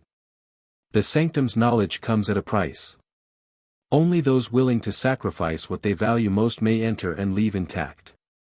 Cryptic and ominous, Harry noted. Sounds familiar. There's one more thing, Wednesday added, pointing to the final line of text forming on the page. About Blackwood. Harry leaned closer, wishing he could read the ancient text himself. What about him? He seeks the sanctum as well, Wednesday translated. He's been searching for a true anima nexus for decades. With our bond, he's finally found the key to accessing it. So that's why he's interested in us, Harry realized. Not just for our connection, but for what it can lead him to. The sanctum must contain power he covets, Wednesday agreed. Power that requires a soul bridge to access. The implications were clear. Blackwood hadn't given them 3 days out of courtesy. He'd given them time to discover the Nexus Sanctum's existence, perhaps even its location. They were doing his work for him. We need to leave, Harry decided. Now. Before Blackwood makes his move. Wednesday nodded, removing her hand from the codex. The ink faded immediately, leaving the pages blank once more. What about Chen? Harry asked as they turned to leave. We bring her, Wednesday replied. If she's been tracking Blackwood for years, she'll know his methods, his weaknesses. You trust a government agent? Harry was surprised. Wednesday gave him a measuring look. I trust patterns. Chen wants Blackwood. We want to be free of him. Aligned interests, for now. They climbed the stairs back to the library in silence, each processing what they'd learned. Harry's mind raced through the implications. Complete soul merger. Dimensional rifts. A remote sanctum with cryptic entry requirements. And Blackwood, waiting to exploit it all. Gomez greeted them as they emerged from behind the bookcase, his expression uncharacteristically serious. Find what you needed. Wednesday nodded once. We need to leave for the Adirondacks immediately. The Nexus Sanctum opens tomorrow night. Gomez's eyes widened. The Sanctum? Are you certain, Wednesday? No Adams has attempted to enter it in generations. We don't have a choice, she replied. Our connection is growing stronger. Soon we'll be causing dimensional rifts wherever we go. Not to mention Blackwood's deadline, Harry added. Gomez stroked his mustache thoughtfully. Well then, you'll need transportation. A manic grin spread across his face. And I know just the thing. Harry felt a sense of foreboding that had nothing to do with soul bonds or dimensional rifts. Father, Wednesday cautioned, we need something reliable. Reliable? Gomez looked offended. My dear, when has an Adams ever settled for merely reliable when we could have memorably terrifying? He led them through the house and out a side door into what appeared to be a large garage. Inside sat the strangest collection of vehicles Harry had ever seen, part vintage cars, part mad scientist experiments. Gomez proudly patted the hood of what might have once been a hearse but now resembled a tank crossed with a Victorian funeral carriage. The family wagon. Bulletproof, bomb-proof, and gets a respectable 8 miles per gallon of bat guano fuel. Bat guano fuel? Harry echoed weakly. Environmentally friendly. Gomez assured him. Mostly. Wednesday seemed resigned. It's actually quite reliable, despite appearances. And the hidden compartments will be useful. Harry decided not to ask what the hidden compartments were normally used for. What about Chen? He asked instead. Here, came the Auror's voice from behind them. They turned to see Chen standing in the doorway, her expression grim. And we have a problem. What now? Harry sighed. I've been monitoring magical disturbances in the area, Chen explained, holding up a small device that resembled a compass but with multiple spinning needles. There's movement on all sides of the property. Magical signatures consistent with Blackwood's known associates. He's surrounding us, Harry translated. Smart man, Wednesday observed dispassionately. He waited until after we accessed the vault. He's been watching the house, Chen confirmed. Probably hoping you'd discover the sanctum's location for him. Gomez's expression turned fierce. No one threatens the Adams family on our own property. He reached for a lever on the wall. I'll release the carnivorous topiaries. Wait, Harry interrupted. We need to leave without a confrontation. If Blackwood captures us now, he'll force us to take him to the sanctum. The tunnel, Wednesday suggested. It exits 2 miles east, near the old cemetery. Gomez nodded enthusiastically. Excellent thinking, Wednesday. I'll have Lurch prepare the wagon and meet you at the tunnel exit. He turned to Chen. Miss Chen, would you be so kind as to assist me in creating a suitable distraction? I find government officials have such creative approaches to chaos. Chen looked uncertain but nodded. I can help, but I'm coming with them afterward. Blackwood is my case. Splendid. Gomez clapped his hands. Morticia will be so disappointed to miss the excitement, but she's preparing protective amulets for your journey. Wednesday was already moving toward a concealed door at the back of the garage. This way, she instructed Harry. The tunnel entrance is through the wine cellar. Harry followed her through the door and down yet another set of winding stairs. Your family has a lot of secret passages, he observed. Great-grandfather Adams was paranoid about tax collectors, Wednesday explained. He built escape routes from every room. Smart man. They found his body in the East Wing tunnel, Wednesday added casually. Still clutching his tax forms and a half-eaten tax collector. Harry decided not to pursue that particular family anecdote. The wine cellar was exactly as ominous as Harry expected, stone walls glistening with moisture, racks of ancient bottles covered in cobwebs, and the occasional skeleton propped up against the wall like macabre decoration. Are those real? Harry asked, gesturing to a particularly complete skeleton wearing what appeared to be an IRS badge. Define real, Wednesday replied, pulling a specific bottle from a rack. Instead of coming out, the bottle tilted forward, triggering a mechanism that caused an entire section of the wall to slide away, revealing a dark tunnel. How long is this tunnel? Harry asked as they entered the passageway. 2 miles, as the bat flies, Wednesday replied. Roughly 20 minutes at a brisk walk. The tunnel was surprisingly well constructed, tall enough that Harry didn't need to stoop, with brick walls and a packed earth floor. Sconces lined the walls, igniting with ghostly blue flames as they approached and extinguishing after they passed. Your family thinks of everything, Harry noted. We've had centuries to perfect the art of dramatic escapes, Wednesday replied. An Adams must always exit with style, whether fleeing angry mobs or tax auditors. They walked in silence for a few minutes, the only sound their footsteps and the soft whoosh of the magical flames igniting and extinguishing. Through their connection, Harry sensed Wednesday was deep in thought. You're worried, he observed. About the soul merger. Wednesday glanced at him, her dark eyes unreadable in the blue light. Worried isn't the right word. I value my autonomy. The idea of becoming, blended with someone else is distasteful. I get that, Harry agreed. I've spent most of my life with someone else in my head. When Voldemort's Horcrux was destroyed, it was like, finally being alone with my thoughts for the first time. And now you're not again, Wednesday concluded. Neither of us are. Harry sighed. But at least you're not trying to kill me. That's an improvement. Don't jump to conclusions, Wednesday replied, though Harry caught that ghost of a smile again. We've only known each other a day. Harry found himself smiling in return. There was something refreshing about Wednesday's blunt honesty and dark humor. Suddenly, a distant rumble echoed through the tunnel, followed by what sounded like multiple explosions above ground. The distraction has begun, Wednesday observed calmly.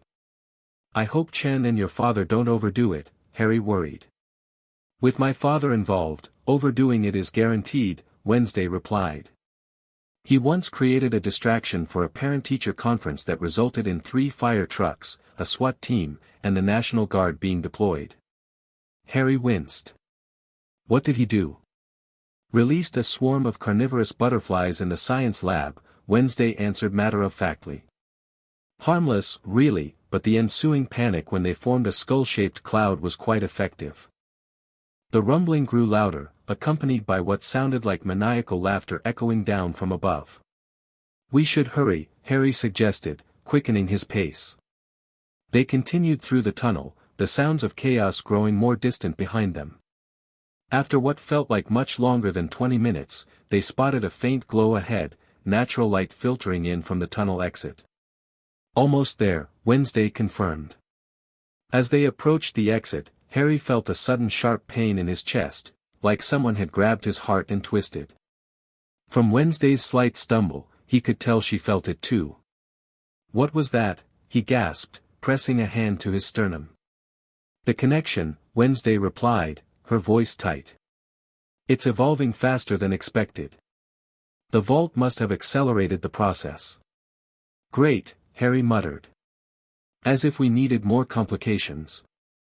They reached the tunnel exit, a cleverly disguised opening behind a false mausoleum in what appeared to be a very old, very overgrown cemetery. Harry pushed open the heavy stone door, wand at the ready in case any of Blackwood's people had discovered this escape route. The cemetery seemed deserted, rows of ancient headstones stretching out before them, many so weathered that their inscriptions were no longer legible. In the distance, smoke rose from the direction of the Adams mansion, accompanied by flashes of multicolored light. "Your father and Chen are putting on quite a show," Harry observed. Wednesday scanned the cemetery carefully. The family wagon should be waiting at the eastern gate. They made their way through the graves, staying low and alert. Harry felt exposed in the open air after the enclosed safety of the tunnel.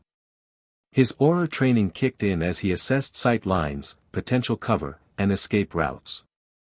"Something's wrong," Wednesday said suddenly, stopping beside a particularly ornate angel statue. Harry froze. "What do you mean?" "It's too quiet," she replied. "No birds. No insects." She was right.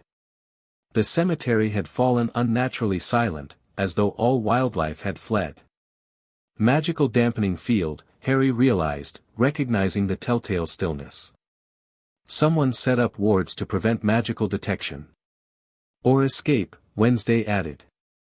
They stood back to back, Harry with his wand raised, Wednesday with her hands slightly extended, dark energy already gathering at her fingertips. "Well, well," came a smooth voice from behind a nearby mausoleum. "The mice have found their way through the maze." Corvus Blackwood stepped into view, looking as immaculate as before in a perfectly tailored suit, not a hair out of place. He wasn't alone, flanking him were two figures in dark robes, their faces concealed by ornate masks. "Blackwood," Harry acknowledged coldly. "You're a day early for our appointment." Blackwood smiled his too-perfect smile. "Plans change, Mr. Potter. Especially when the mice prove more resourceful than anticipated." "We're not going with you," Wednesday stated flatly. "Of course you are," Blackwood replied, as though explaining something simple to a child. "You've discovered the Nexus Sanctum's location, saved me considerable research time. Now you'll be kind enough to lead me there." Harry tightened his grip on his wand. "And if we refuse?" Blackwood sighed dramatically. "Then my associates will be forced to employ less pleasant methods of persuasion.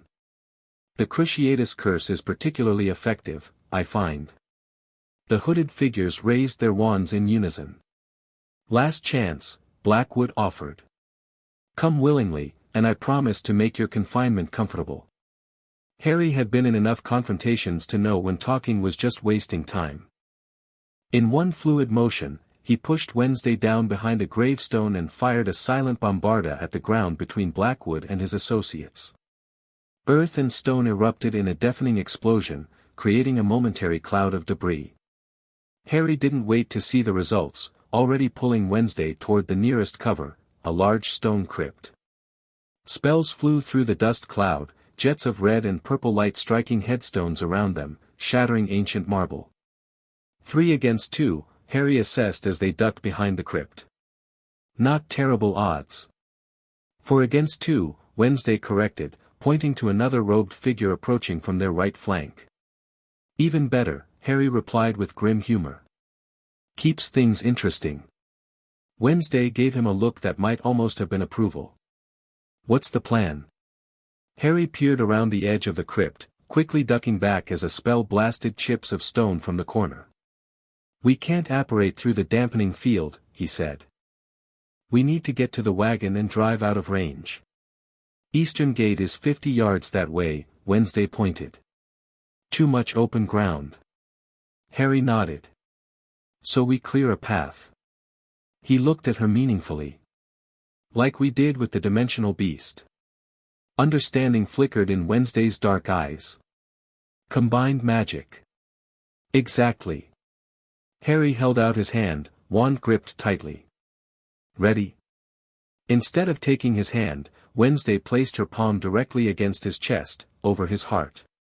The contact sent a jolt of energy through Harry's entire body, like touching a live wire. More direct connection, she explained, her voice dropping an octave. More power. Harry placed his free hand over hers, completing the circuit. Instantly, their magics began to flow together, that same wild, primal energy they channeled against the dimensional beast. It felt different this time, stronger, more focused, as though their magic was learning how to work together more efficiently. On 3, Harry whispered, feeling power building between them. 1, 2. They moved as one, stepping out from behind the crypt with their connected hands extended. Harry's wand became a conduit for something far beyond ordinary wizard magic, a swirling vortex of darkness shot through with iridescent light that expanded outward in a wave of pure force. The wave caught Blackwood's associates head-on, sending them flying backward through the cemetery, smashing through headstones and landing in crumpled heaps dozens of yards away. Blackwood himself managed to erect some kind of shield, a dome of silvery energy that deflected the worst of the blast, though it shattered on impact, forcing him to one knee. Now! Harry shouted, grabbing Wednesday's hand and running toward the eastern gate. They sprinted through the cemetery, vaulting over fallen headstones and weaving between mausoleums. Behind them, Blackwood was already regaining his feet, fury replacing his usual smooth composure. Stop them, he roared, his cultured facade cracking. More spells flew past them, striking the ground and monuments around them. Harry deflected what he could with hastily cast shield charms, but their main advantage was speed and the cover provided by the graveyard. The eastern gate came into view, an ornate wrought iron archway with grotesque figures worked into the metalwork. Beyond it, Harry spotted what must be the family wagon, the modified hearse tank monstrosity Gomez had shown them, with Lurch's massive form visible in the driver's seat. Almost there, Harry encouraged, pulling Wednesday along as a spell grazed his shoulder, searing through his jacket. Wednesday didn't respond verbally, but Harry felt her determination through their connection, a cold, focused resolve that matched his own desperate energy. Blackwood appeared suddenly before them, having somehow transported himself directly into their path. His perfect appearance was now marred by dust and a thin trickle of blood from his nose, but his eyes burned with frightening intensity. Enough games, he snarled, raising his hands. The ground beneath their feet trembled, then erupted as skeletal hands burst from the earth, the cemetery's dead answering Blackwood's call. Bony fingers clutched at Harry and Wednesday's ankles, threatening to drag them down. Harry blasted the nearest skeletons with Reducto, shattering ancient bones to dust, but more emerged with each step. Necromancy, Wednesday observed with clinical detachment, despite their dire situation. Crude but effective. Any suggestions? Harry asked, destroying another skeleton that had grabbed his leg. Wednesday nodded once, then stomped her foot hard against the ground. Dark energy radiated outward from the point of impact, spreading through the earth like ink through water.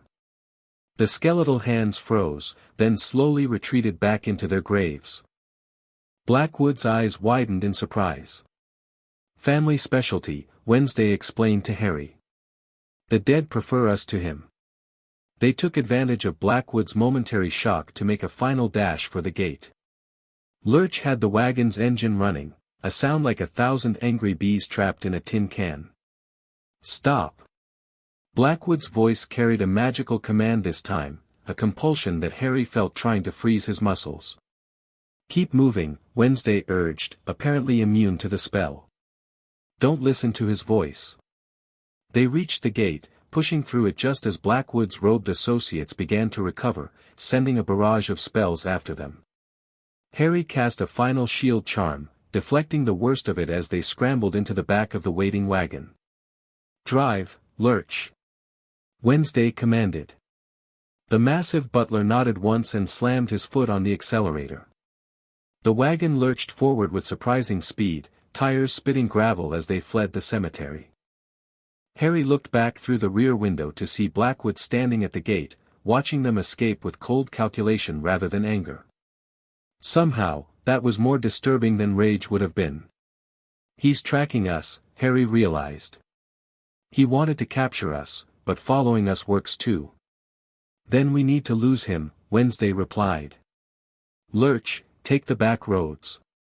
Scenic route to Interstate 87. Lurch grunted acknowledgement, turning the wagon sharply onto a narrow dirt road that wound through dense forest. Harry took stock of their situation. His shoulder burned where the spell had grazed him, and he felt magically drained from the combined spell they'd cast. Wednesday seemed composed as ever, though their connection revealed a bone-deep exhaustion she was carefully concealing. "You two all right back there?" came Chen's voice, startling Harry. He hadn't noticed her in the front passenger seat. "Survived," Harry replied. "You?" Chen turned to face them, and Harry winced at the sight of a nasty burn across one side of her face. "Got this when one of Blackwood's people tried to flank the mansion. Your father's quite the fighter," she added to Wednesday. "Never seen anyone dual-wield flaming swords while reciting Shakespeare before. Mother insists on cultural education during combat," Wednesday explained. "She finds it elevates the experience." Chen smiled despite her injury. "The distraction worked, at least. We led them on a merry chase through the swamp while you escaped." "Not completely," Harry grimaced. "Blackwood caught up to us at the cemetery. We managed to fight our way out, but he's tracking us now." Chen's expression turned grim. "That complicates things. Where are we headed?" "The Adirondacks," Wednesday replied. "The Nexus Sanctum opens tomorrow night during the lunar eclipse." Harry briefly explained what they'd discovered in the vault. Chen listened intently, occasionally making notes in a small book she pulled from her robes. "So this sanctum might have answers about your connection," she summarized. "And Blackwood wants access to whatever power it contains." "That's the gist of it," Harry confirmed. Chen tucked her notebook away.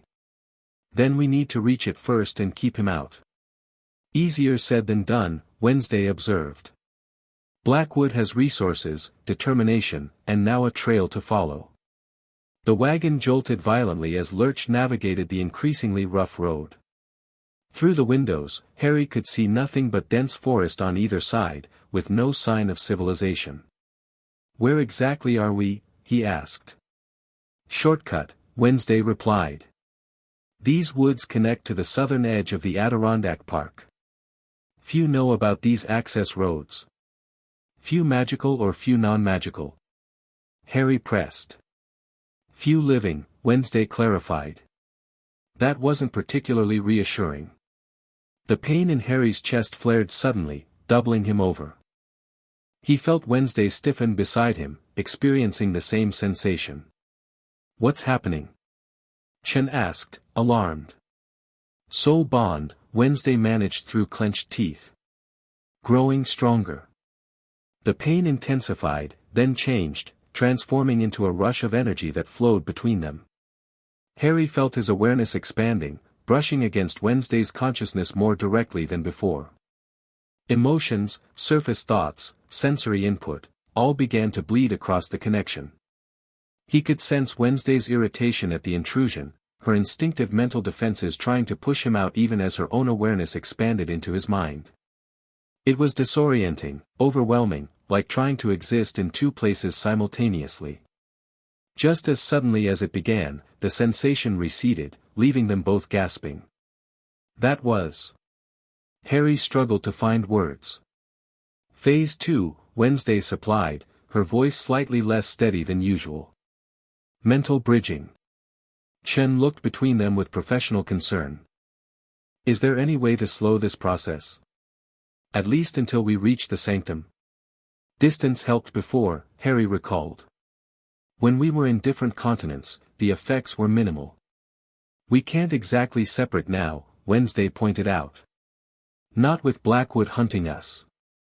And our combined magic is stronger than anything we could do separately, Harry added. Chen considered this. Then we need to reach the sanctum as quickly as possible. How long will this drive take? 6 hours at normal speed, Wednesday calculated. Less if Lurch takes the mountain shortcuts. Lurch grunted affirmatively from the driver's seat. Do it, Harry decided. The sooner we reach the sanctum, the sooner we can figure out how to control this bond. Lurch took the next turn at alarming speed, the wagon's enhanced suspension barely managing the rough terrain. Harry braced himself against the seat as they bounced over rocks and roots. You should rest, Chen advised, noting their exhaustion. I'll keep watch. We'll need you both at full strength when we reach the sanctum. Harry wanted to argue. Aura training and personal experience had taught him never to lower his guard during a mission, but the magical and mental exertion had taken more out of him than he wanted to admit. 2-hour shifts, he compromised. You watch first, then wake me, then Wednesday. Wednesday raised an eyebrow. I don't require much sleep. Even Adamses need rest, Chen countered. Especially after combining magic powerful enough to send Blackwood's associates flying through a graveyard. Wednesday looked like she might argue, but instead gave a single nod of acceptance. Harry leaned back against the surprisingly comfortable seats of the bizarre vehicle. Now that the immediate danger had passed, the events of the past 24 hours crashed down on him. From the discovery of his immortality to finding Wednesday, learning about their soul bond, fighting a dimensional beast, and now fleeing Blackwood, it was almost too much to process. Through their strengthened connection, he sensed Wednesday experiencing similar mental exhaustion, though she concealed it better. Try not to dream too loudly, she told him dryly. Some of us value our mental privacy. Despite everything, Harry found himself smiling as he closed his eyes. I'll do my best. As consciousness began to fade, one final thought crossed his mind. Of all the people to be eternally soul-bound to, he could have done worse than Wednesday Addams. She was strange, certainly, and more than a little macabre, but also brilliant, surprisingly principled, and possessed a dark humor that he was beginning to appreciate. Not that he would tell her that. She might take it as an insult. The wagon rumbled onward through the dense forest, carrying 3 determined individuals toward a mystical destination and an uncertain future, while behind them, Corvus Blackwood methodically followed their trail, patient as a predator who knows its prey has nowhere to run. Wednesday Addams did not often dream. When she did, her dreams tended toward the morbidly practical, efficient methods of disposing of bodies, perfecting poisons, or occasionally pleasant memories of family torture sessions. Tonight was different. She found herself walking through the corridors of a massive stone castle, tall windows letting in streams of moonlight that illuminated suits of armor, moving portraits, and floating candles. She knew immediately she was experiencing Harry's dream, or more accurately, his memory of Hogwarts. Curiosity overcame her usual distaste for mental intrusion. Wednesday followed the dream path through the castle, absorbing details of a world so different from her own. Magic here was structured, codified, learned in classrooms rather than inherited through bloodlines or discovered in ancient tomes. The scene shifted, and she found herself in a circular office filled with strange silver instruments, bookshelves, and portraits of elderly wizards and witches who seemed to be sleeping. Behind a large desk sat an old man with a long white beard, half-moon spectacles, and twinkling blue eyes. "Harry, my boy," the old man said kindly. "You must understand, sometimes we must make difficult choices for the greater good." Dream Harry, and by extension, Wednesday, felt a complex mixture of respect, resentment, and sorrow toward this figure. The emotional echo was strong enough that Wednesday identified him immediately, Albus Dumbledore, the wizard who had guided and, in some ways, manipulated Harry's life. The scene changed again, flashes of battles, creatures, friends, enemies. A dark forest. A snake-faced man raising a wand. Green light. Pain. Wednesday felt herself being pulled deeper into Harry's memories, experiencing his death in the Forbidden Forest, his conversation with Dumbledore in the Spectral King's Cross, his return to finish Voldemort once and for all. It should have been intrusive, uncomfortable. Instead, she found it informative. Harry Potter had faced death not just once but multiple times. Had accepted it. Had walked willingly toward it. In that, despite their very different approaches to life, they shared something fundamental.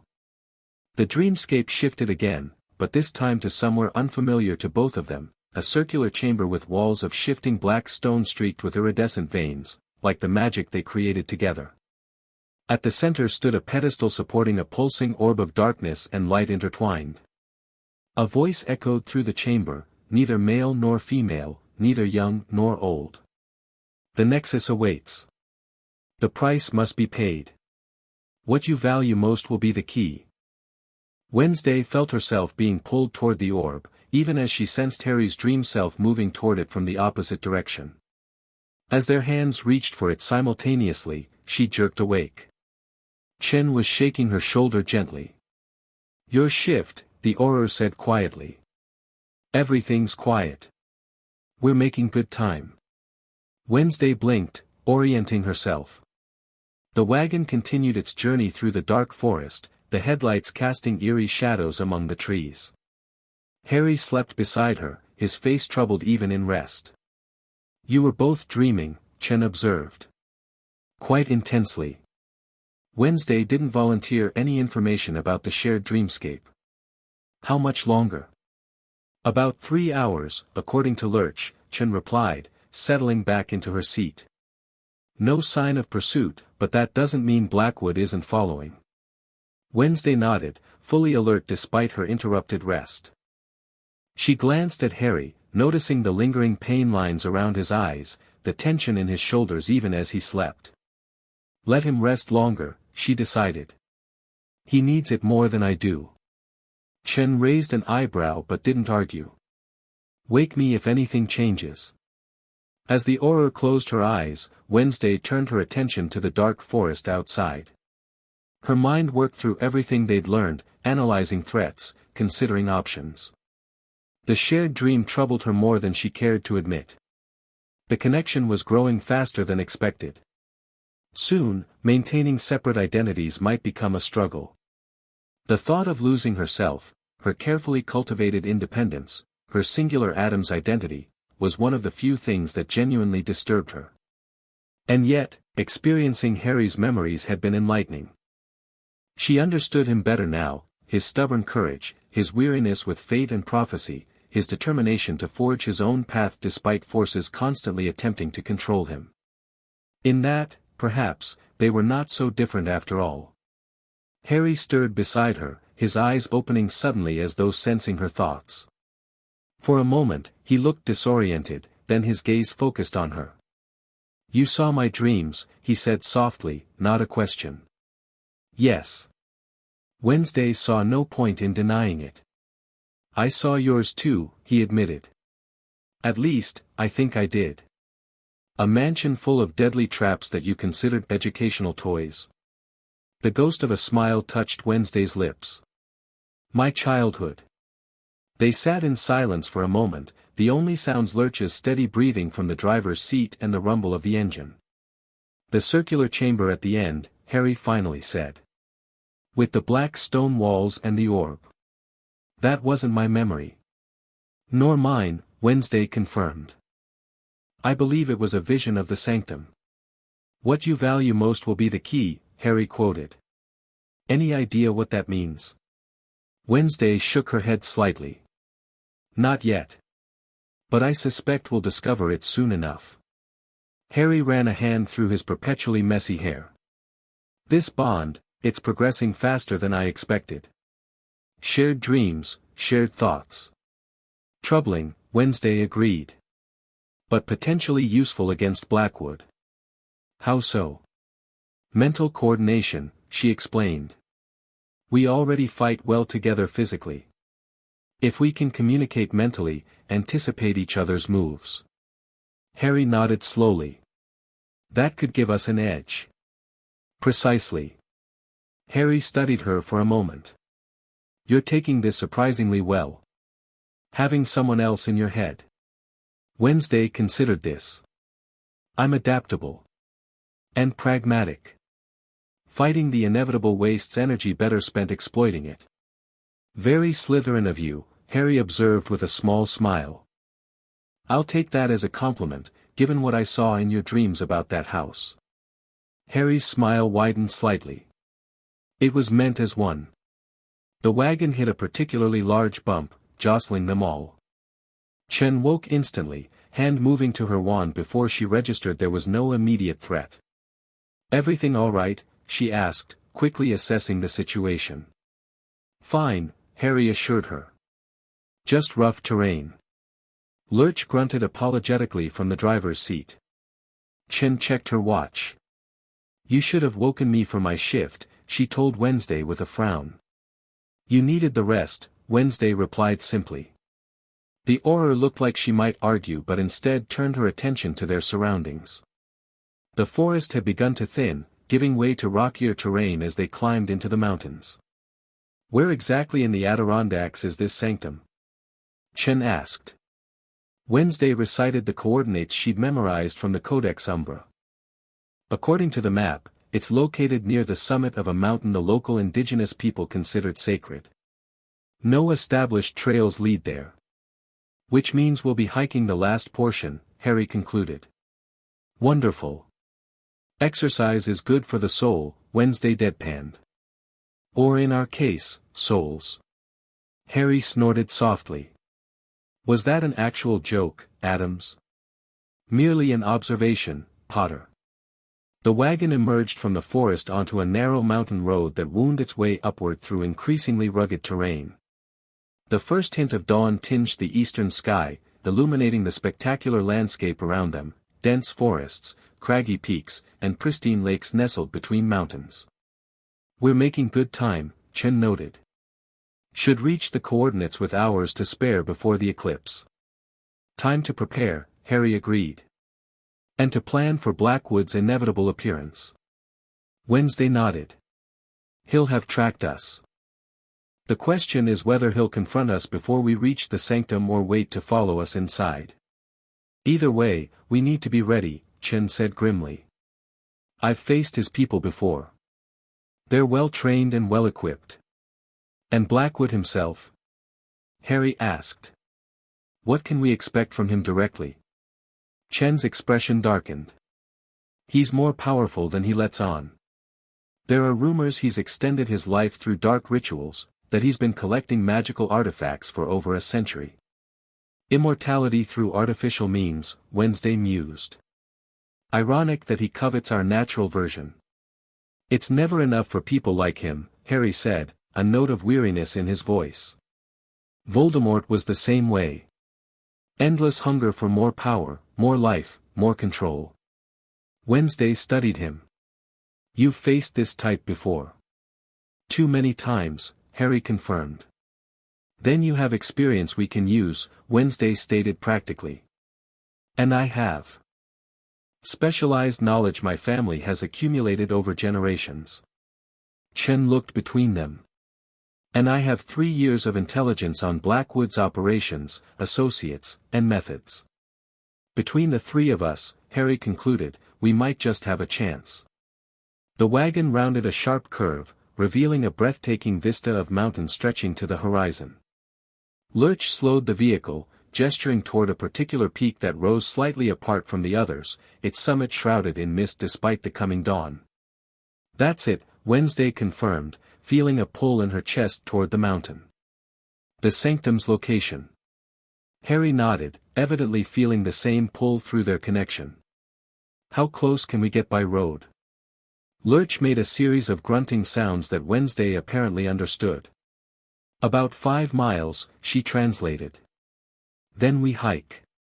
Chen began checking her gear, wand, potions, the small tracking device she'd used to detect magical signatures. We should assume Blackwood is no more than an hour behind us. Agreed, Harry said, also performing a gear check. He removed several items from his moleskin pouch, extra wand, healing potions, what appeared to be a knife made of silver. Wednesday reached into hidden pockets in her dress, producing various items that made Chen's eyes widen, a small crossbow, vials of substances that glowed ominously, a ceremonial dagger with runes etched along the blade. Family heirlooms, she explained when Harry raised an eyebrow. Mother insisted I bring protection. Remind me to thank her if we survive this, Harry replied dryly. The wagon continued its ascent for another hour, the road growing steadily worse until it was little more than a rutted track. Eventually, Lurch brought the vehicle to a stop at a point where the path ahead became impassable even for the modified hearse. End of the line, Chen announced, opening her door. They exited the wagon, the cool mountain air a refreshing change from the stuffy interior. Dawn had fully broken now, illuminating their target, the mist-shrouded mountain that seemed to pulse with an energy Harry and Wednesday could both feel through their connection. Lurch emerged from the driver's seat, his massive form stretching to its full imposing height. "You're coming with us?" Harry asked, surprised. The butler shook his massive head, then handed Wednesday a small wooden box. "Mrs. Adams," he explained in his gravelly voice. Wednesday opened the box to reveal 3 amulets, silver discs etched with complex symbols and strung on black cords. "Mother's protection," she confirmed. "One for each of us." She handed an amulet each to Harry and Chen before placing the third around her own neck. Harry felt a subtle wash of magic as the silver disc settled against his chest, not wizard magic, but something older, more primal. "What do they do?" he asked. "Conceal our magical signatures," Wednesday explained. "And provide some protection against soul magic. Mother specialized in such things before she met Father." Chen examined her amulet with professional interest. "Impressive workmanship. This might help mask us from Blackwood's tracking methods." Lurch handed Wednesday a backpack, which she slung over her shoulder without comment. To Harry, he offered a gnarled walking stick that looked suspiciously like a human femur. "For the hike," the butler explained. "Thank you," Harry replied, deciding not to ask about the bone's origin. Lurch nodded once, then turned to Wednesday. "Good luck, Miss Wednesday," he rumbled, his usually expressionless face showing a hint of genuine concern. "We'll return by tomorrow morning," Wednesday assured him. "Wait here unless circumstances force you to relocate." With that settled, they began their hike toward the mountain. The terrain was challenging, dense underbrush gave way to rocky slopes that required careful navigation.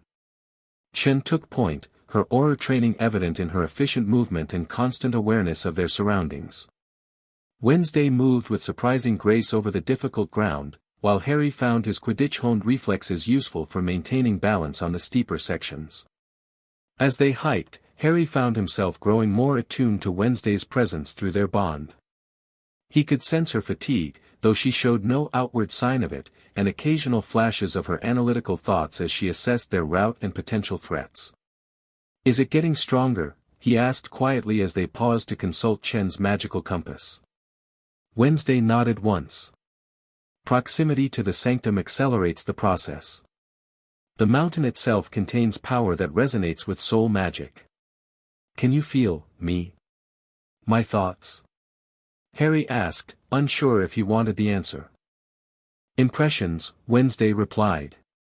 "Emotions. Occasional clear thoughts when you focus intently." She gave him a sidelong glance. "Your mind is surprisingly organized for someone with such chaotic hair." Harry laughed despite himself. "Was that another joke, Adams?"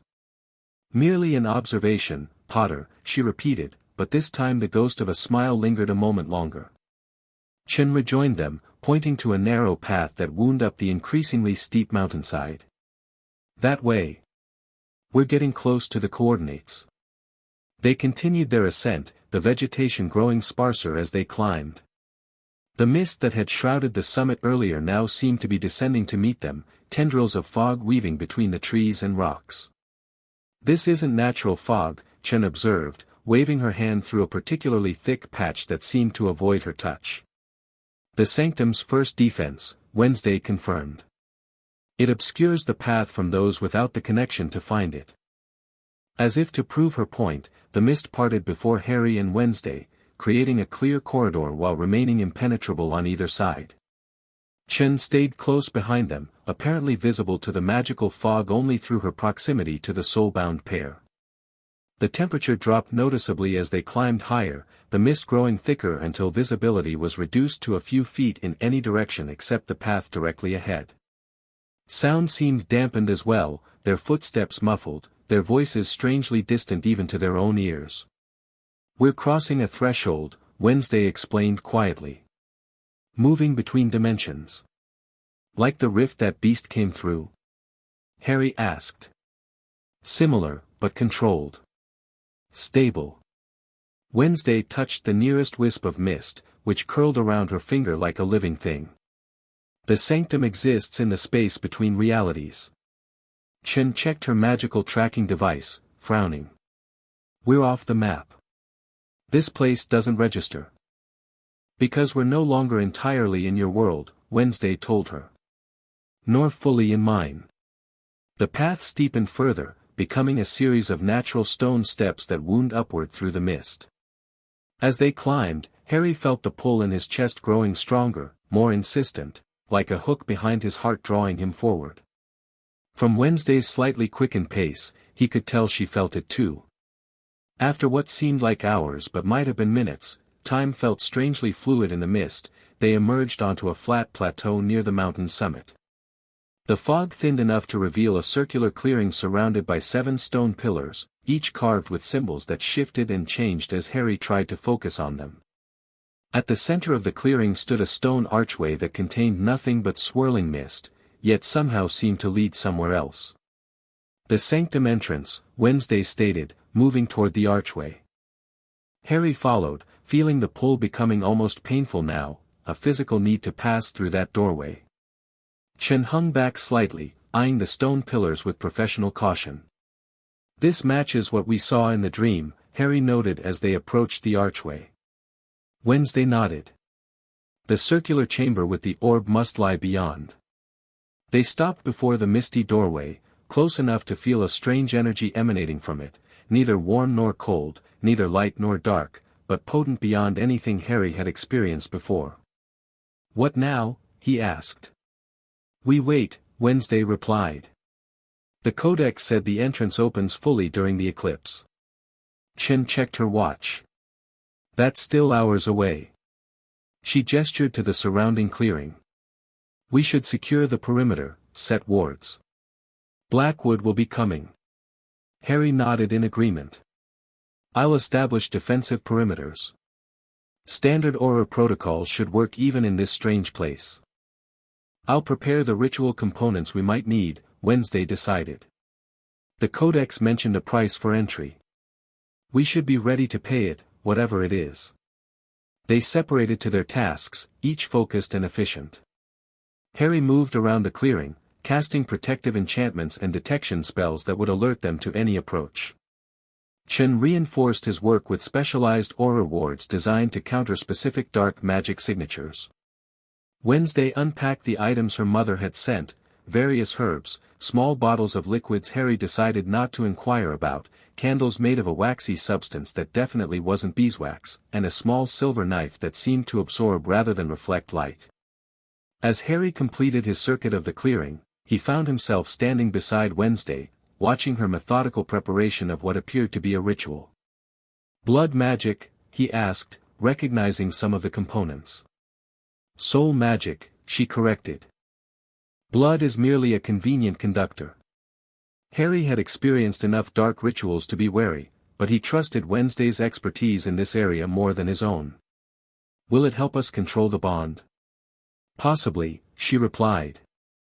"At minimum, it should prepare us for whatever the sanctum requires as payment." "What you value most will be the key," Harry quoted from their shared dream. Wednesday nodded, arranging small stones in a precise pattern around a central bowl. "The question is what exactly that means for each of us." Harry considered this. What did he value most? After everything he'd been through, his answer had changed over the years. Once, it might have been his friends, or perhaps the memory of his parents. Now, Freedom, he realized aloud. The ability to choose my own path. That's what I value most. Wednesday looked up at him, dark eyes unreadable. Logical, given your history. And you? He asked. What does Wednesday Addams value most? She was silent for a long moment, her hands continuing their precise work. Autonomy, she finally said. The freedom to be exactly who and what I am, without compromise. Harry nodded, understanding. So we both value our independence. And now we're bound together for eternity, Wednesday observed with grim irony. Perhaps that's the price the Sanctum demands, accepting the very thing we've both resisted. Before Harry could respond, Chen called from the perimeter. Movement in the mist. They immediately took defensive positions, Harry's wand ready, Wednesday's hands glowing with dark energy. Chen joined them, her own wand drawn as she monitored her tracking device. Multiple signatures, she reported. Approaching from the south and east. Blackwood, Harry confirmed grimly. The mist at the edge of the clearing thickened, then parted to reveal Corvus Blackwood, looking immaculate as ever despite the arduous climb. Behind him stood at least 8 robed figures, more than they'd faced at the cemetery. Mr. Potter, Miss Addams, Blackwood greeted them pleasantly, as though they were meeting at a social event rather than a magical standoff on a mountaintop. How kind of you to clear the path for us. He nodded to Chen. Chen. Still pursuing lost causes for the ministry, I see. The only lost cause here is yours, Blackwood, Chen replied coldly. This ends today. Blackwood smiled, unconcerned by her threat. On the contrary, my dear. Today everything begins. He gestured to the misty archway. The Nexus Sanctum. Doorway to untold power. Repository of knowledge beyond mortal understanding. His eyes gleamed with barely contained excitement. And you too are the keys to unlocking it. We're not helping you, Harry stated firmly. Turn around and leave while you still can. Blackwood sighed dramatically. Always the hero, Potter. So tediously predictable. He turned to Wednesday. And you, Miss Addams. Surely you can see the value in cooperation. Think of the knowledge within that could help you understand your unique connection. I prefer to discover knowledge on my own terms, Wednesday replied flatly. Without manipulative middlemen. Blackwood's pleasant expression hardened slightly. I had hoped for cooperation, but I came prepared for resistance. He gestured to his followers. Subdue them. Try not to damage the soul bond. The robed figures spread out, wands and other magical implements raised. Harry felt rather than saw Wednesday shift slightly closer to him, their shoulders nearly touching as they prepared for battle. Chen, Harry said quietly. We'll handle Blackwood and create a distraction. When you see an opening, go for his lieutenants on the right flank. Understood, the aura confirmed, already moving to a better position. Blackwood raised his hand, and his followers attacked as one, a coordinated barrage of spells, curses, and what appeared to be thrown objects that expanded into magical traps mid-air. Harry and Wednesday moved in perfect synchrony, their earlier combat experience and growing mental connection allowing them to fight as a seamless unit. Harry's shield charms expanded to cover them both while Wednesday launched counterattacks, dark energy that sought out the robed figures like hunting predators. The clearing erupted into magical combat, spells crisscrossing the misty air, explosions of energy when opposing magics collided, shouts and grunts as combatants dodged and attacked. Chen proved herself a formidable aura, her specialized anti-trafficking spells effectively neutralizing 2 of Blackwood's people in quick succession. She moved with practiced efficiency, using the stone pillars as cover while methodically targeting the opposing force's flanks. Harry and Wednesday, however, were the center of the storm. As they fought side by side, their magics began to blend again, Harry's spells taking on the darker iridescent quality, Wednesday's shadow magic incorporating structured wizard techniques it shouldn't have been capable of. The connection, Harry gasped as he deflected a particularly nasty curse. It's accelerating with combat. Wednesday nodded once, her face showing rare strain. The Sanctum's proximity amplifies everything. Blackwood observed their combined magic with undisguised fascination, making no move to attack directly. Magnificent, he murmured. Even more potent than I anticipated. As the battle intensified, Harry felt the soul bond surging between them, growing stronger with each spell they cast. Wednesday's consciousness brushed against his more firmly now, not just emotions or surface thoughts, but deeper awareness. A strange harmony developed between them, movements and spells coordinated without verbal communication. When Harry ducked, Wednesday struck over him. When she stepped back, he moved forward. They rotated positions fluidly, covering each other's blind spots, amplifying each other's strengths. Blackwood's forces, despite their numerical advantage, began to fall back, unprepared for the seamless coordination of their opponents. 3 were already down, bound by Chen's specialized restraints.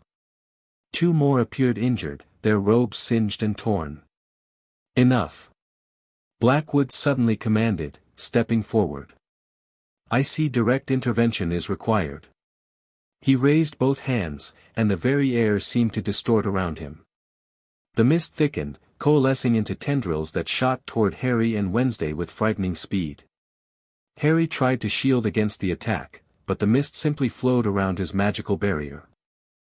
Wednesday attempted to counter with shadow magic, but the mist absorbed her darkness, growing denser. The tendrils wrapped around them both, constricting like living bonds. Harry felt his wand arm immobilized, his lungs struggling to expand against the pressure. Beside him, Wednesday fought with cold fury, her magic lashing out but finding no purchase against Blackwood's strange attack. You see, Blackwood lectured as he approached, his followers regrouping behind him, I've studied dimensional magic for decades.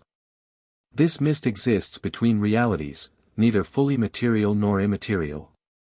Conventional defenses are useless. Chen launched a desperate attack from behind one of the stone pillars, but a flick of Blackwood's finger sent her flying backward, crashing against the rocky ground where she lay still. Now then, Blackwood continued, standing before his captives. Let's be reasonable. I need access to the Sanctum. You need to understand your connection. We can help each other. Harry struggled against the misty bonds, feeling Wednesday doing the same beside him. Through their connection, a single thought passed between them, a desperate plan with no guarantee of success. The connection, Wednesday managed to say, her voice strained but steady. You want to study it. Blackwood's eyes gleamed. Indeed, Miss Adams. It's unprecedented. Magnificent. Then study this, she hissed.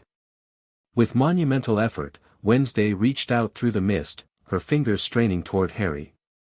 He pushed against his own bonds, extending his hand until their fingertips touched. The contact was minimal, but it was enough. Their connection, already enhanced by combat and proximity to the Sanctum, surged between them like a tidal wave. Power rushed through the bond, amplified by their shared intent and the danger of the moment. The mist around them began to glow with that now familiar dark iridescence, no longer restraining them but becoming part of their joined magic. Harry felt Wednesday's consciousness alongside his own, their thoughts merging more completely than ever before. For a moment, Harry wasn't sure where he ended and Wednesday began. Their separate magics fused entirely, creating something new, something that existed in the space between their individual powers. Blackwood sensed the change immediately, his triumphant expression giving way to alarm. "What are you doing?" he demanded, attempting to regain control of the mist. But it was too late. The combined power of Harry and Wednesday's soul bond erupted outward in a shockwave of pure magical force. The mist bonds disintegrated. Blackwood and his remaining followers were thrown backward, crashing against the stone pillars with bone-jarring force. Harry and Wednesday stood at the center of the clearing, still connected by touch, surrounded by a swirling vortex of their combined magic. The sensation was overwhelming, power beyond anything either had experienced individually, awareness expanded to encompass both perspectives simultaneously. For a brief, terrifying moment, Harry felt his individual identity beginning to dissolve, merging with Wednesday's in a way that threatened to create something new and unknown from their separate selves. With tremendous effort, they pulled their hands apart, breaking the full circuit while maintaining the defensive vortex around them. The complete merger receded, but the enhanced connection remained, thoughts flowing between them with perfect clarity, magic still intertwined. The archway, Wednesday's voice echoed in Harry's mind. Look. He turned to see the misty doorway had changed. Where before it had contained only swirling fog, now a definite path was visible, steps leading down into darkness, illuminated by the same iridescent energy that surrounded them. The eclipse has begun, Wednesday observed, glancing upward. Harry followed her gaze to see, through a break in the mist, the moon beginning its transit across the sun, the first stages of the lunar eclipse that would fully open the sanctum. Blackwood was already regaining his feet, his perfect appearance finally disheveled, blood trickling from a cut on his forehead. His eyes fixed on the changing archway with naked hunger. It's opening, he breathed. The Nexus Sanctum reveals itself. Harry moved to check on Chen, finding her conscious but dazed, a nasty wound on her temple. Can you stand? He asked urgently. She nodded, allowing him to help her up. Go, she urged. I'll hold them off as long as I can. We're not leaving you to face them alone, Harry argued. Chen shook her head firmly. The sanctum is what matters. Find your answers before Blackwood can follow. I'll buy you time. Wednesday appeared beside them, her dark eyes assessing Chen's condition with clinical precision. She's right, she told Harry. The sanctum is opening. We need to enter now, while Blackwood is still recovering. Harry hesitated, his aura training and personal ethics warring with the urgency of the situation. Potter, Chen said sharply. This is bigger than one aura. Go. With a reluctant nod, Harry stepped back. We'll come back for you, he promised. I know, Chen replied with a grim smile. Now move. Harry and Wednesday turned toward the archway, its steps now fully visible, leading down into a darkness shot through with iridescent light. Behind them, Chen took up a defensive position, wand ready as Blackwood and his remaining followers regrouped. Together, Harry said, extending his hand to Wednesday. She took it without hesitation, their fingers intertwining. Together. As they stepped through the archway, the sounds of renewed battle faded behind them. The misty entrance sealed itself, cutting off Blackwood's enraged shout mid-word. They descended the steps into the Nexus Sanctum, bound by soul magic and shared purpose, unaware that the greatest test of their unwilling partnership still lay ahead. Chapter 3, Immortal Choices. The stairway spiraled downward, each step pulsing with that strange iridescent light. Harry and Wednesday descended hand in hand, their connection stronger than ever. Harry could sense Wednesday's thoughts, precise, analytical, tinged with curiosity, while she experienced his heightened alertness and determination. This place exists between worlds, Wednesday murmured, trailing her free hand along the wall. The stone rippled like water at her touch. Neither fully in your reality nor mine. The air grew thicker as they descended, heavy with magic that tasted metallic on Harry's tongue. He kept his wand ready, though something told him conventional spells might behave unpredictably here. Chen will be okay, right? Harry asked, glancing back toward the sealed entrance. Wednesday didn't sugarcoat her response. She's outnumbered against a powerful opponent. Her chances are approximately 30%. That's precise. I calculated based on her demonstrated skill level versus Blackwood's resources. Harry sighed. Remind me never to ask you for reassurance.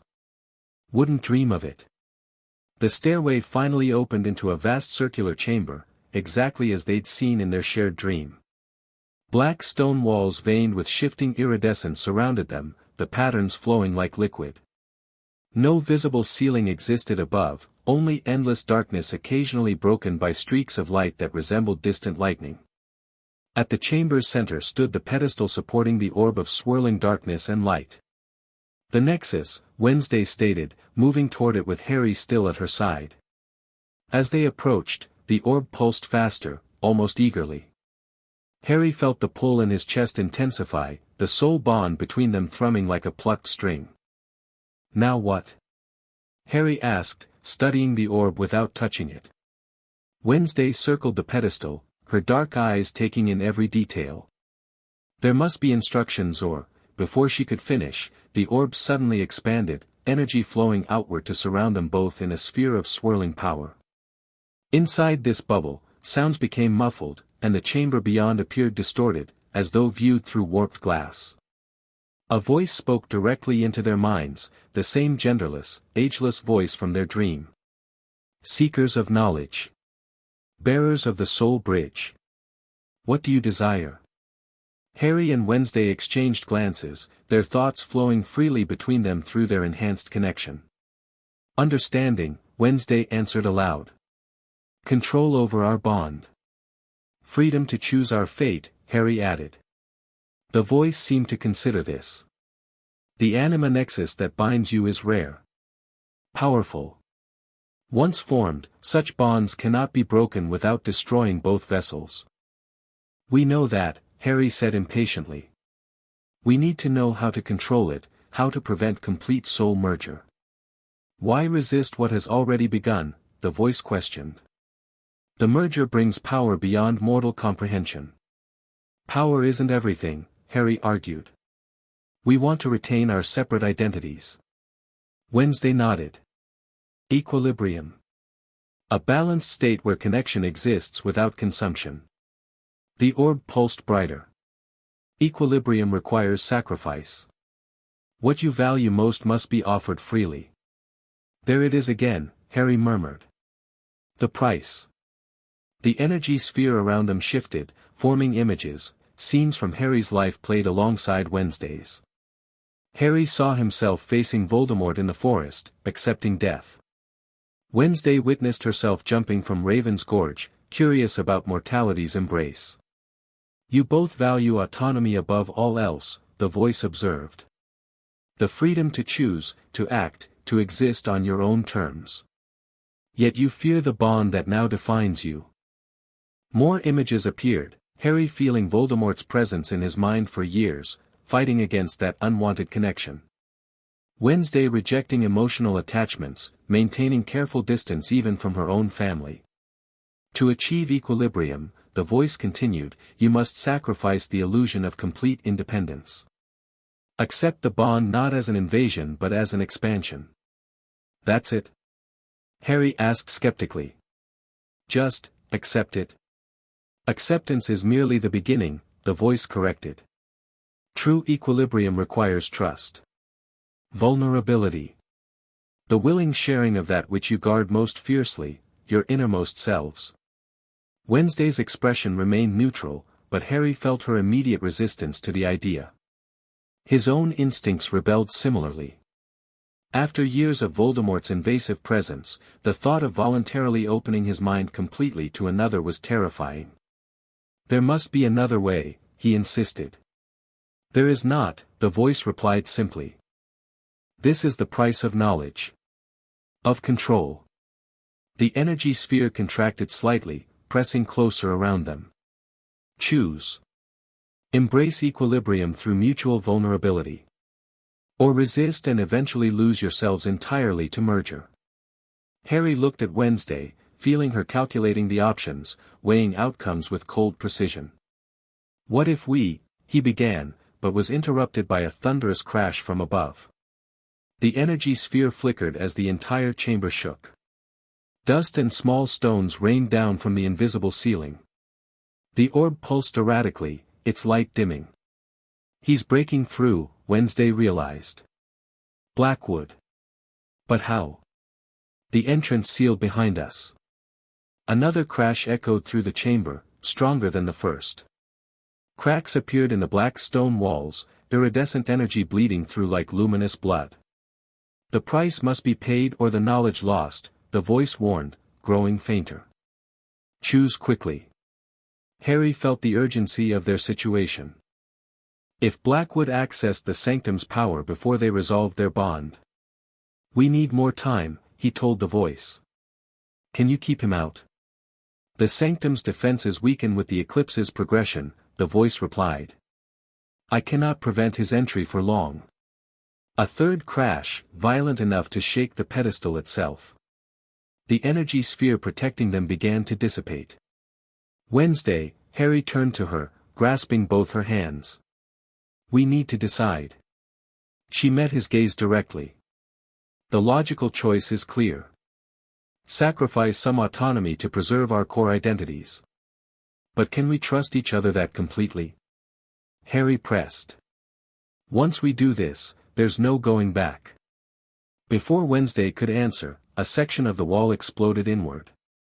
Debris scattered across the chamber floor as a figure stepped through the newly created opening, Corvus Blackwood, clothes torn and singed but eyes burning with triumph. Found you, he announced, surveying the chamber with hungry eyes. Behind him stumbled Chen, held upright by two of his followers, blood caking one side of her face. The energy sphere around Harry and Wednesday collapsed entirely. The orb on the pedestal dimmed to a faint glow, as though retreating from the intruder. Chen, Harry called. Are you all right? She managed a weak nod despite the wand pressed against her throat. Sorry, Potter. They overwhelmed me. Blackwood strode forward, drinking in the ancient chamber with naked avarice. The Nexus Sanctum, he breathed. After decades of searching. His gaze fixed on the orb. The power source. Just as the legends described. Harry and Wednesday stood protectively before the pedestal. Harry raised his wand while Wednesday's hands filled with shadow energy. That's close enough, Blackwood, Harry warned. Blackwood laughed. Always so predictable, Potter. Fighting to the last. He gestured to his men holding Chen. Drop your wand or your colleague dies. Harry hesitated, feeling Wednesday's cold assessment flowing through their connection. Statistically, Chen's chances didn't look good either way. You need us, Wednesday stated flatly. To access the Sanctum's full power. The orb recognizes the soul bridge. Kill any of us, and you lose your opportunity. Blackwood's smile faltered slightly. Clever girl. Indeed, I'd prefer all players remain on the board. He nodded to his men, who lowered their wands from Chen's throat but kept her restrained. A gesture of good faith. What do you want? Harry demanded, though he already knew. The same thing you do, Blackwood replied smoothly. Knowledge. Power. Control over life and death. He gestured around the chamber. This place contains the accumulated wisdom of multiple realities. Imagine what we could learn together.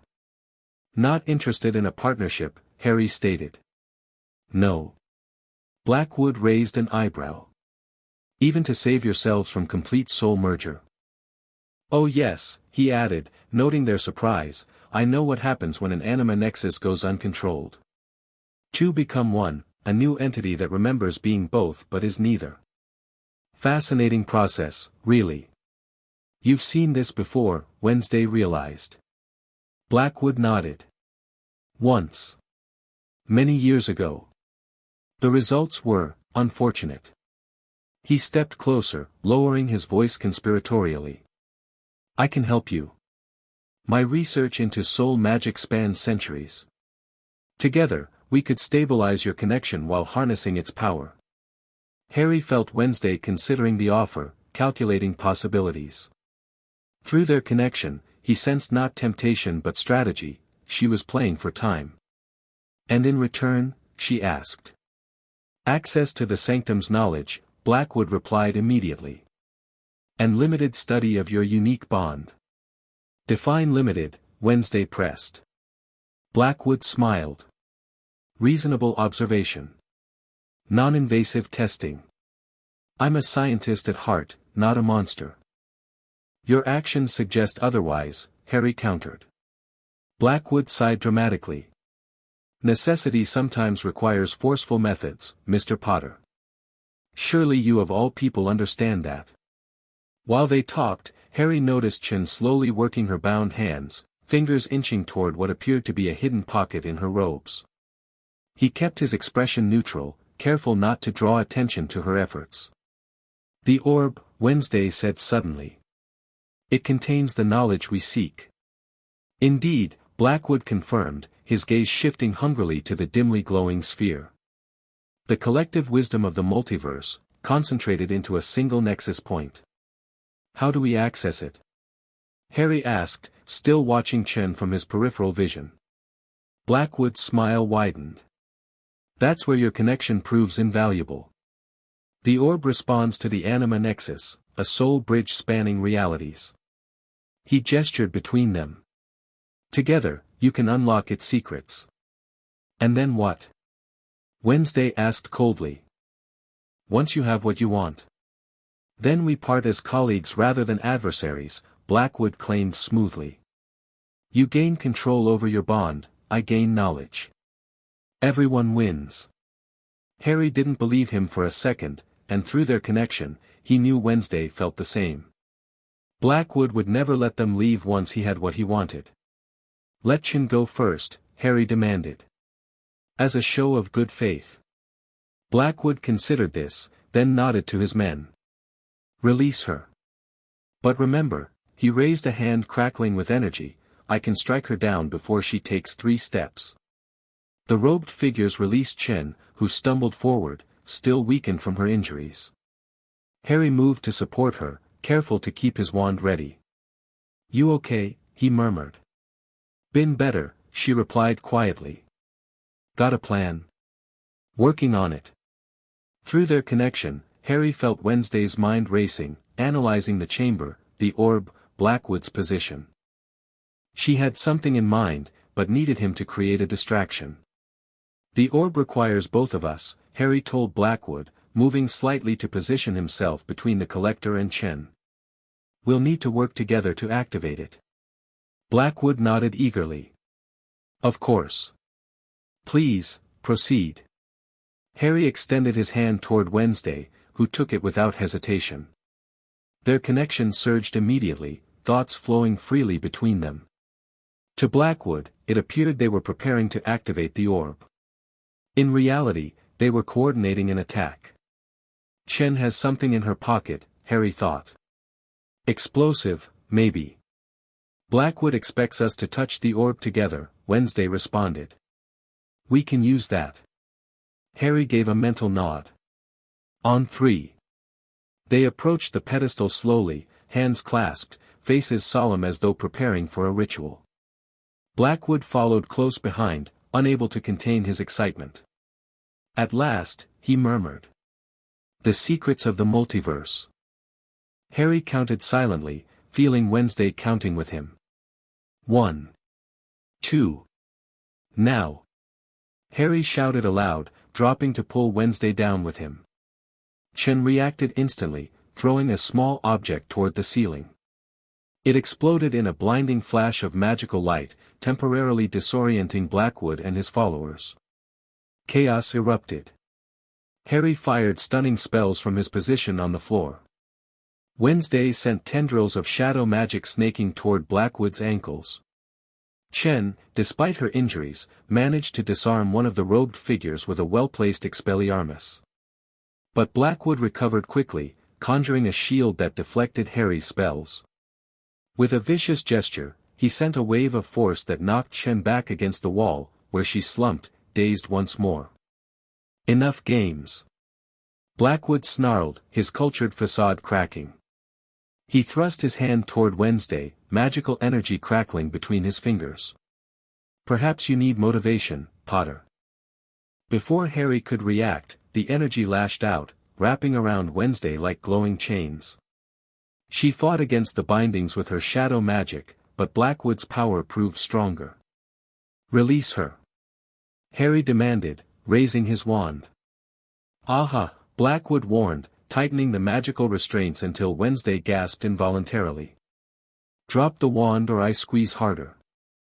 Through their connection, Harry felt Wednesday's pain and her immediate strategic assessment, don't comply. He'll kill us both regardless. But Harry couldn't stand by while she suffered. He lowered his wand slightly, mind racing for alternatives.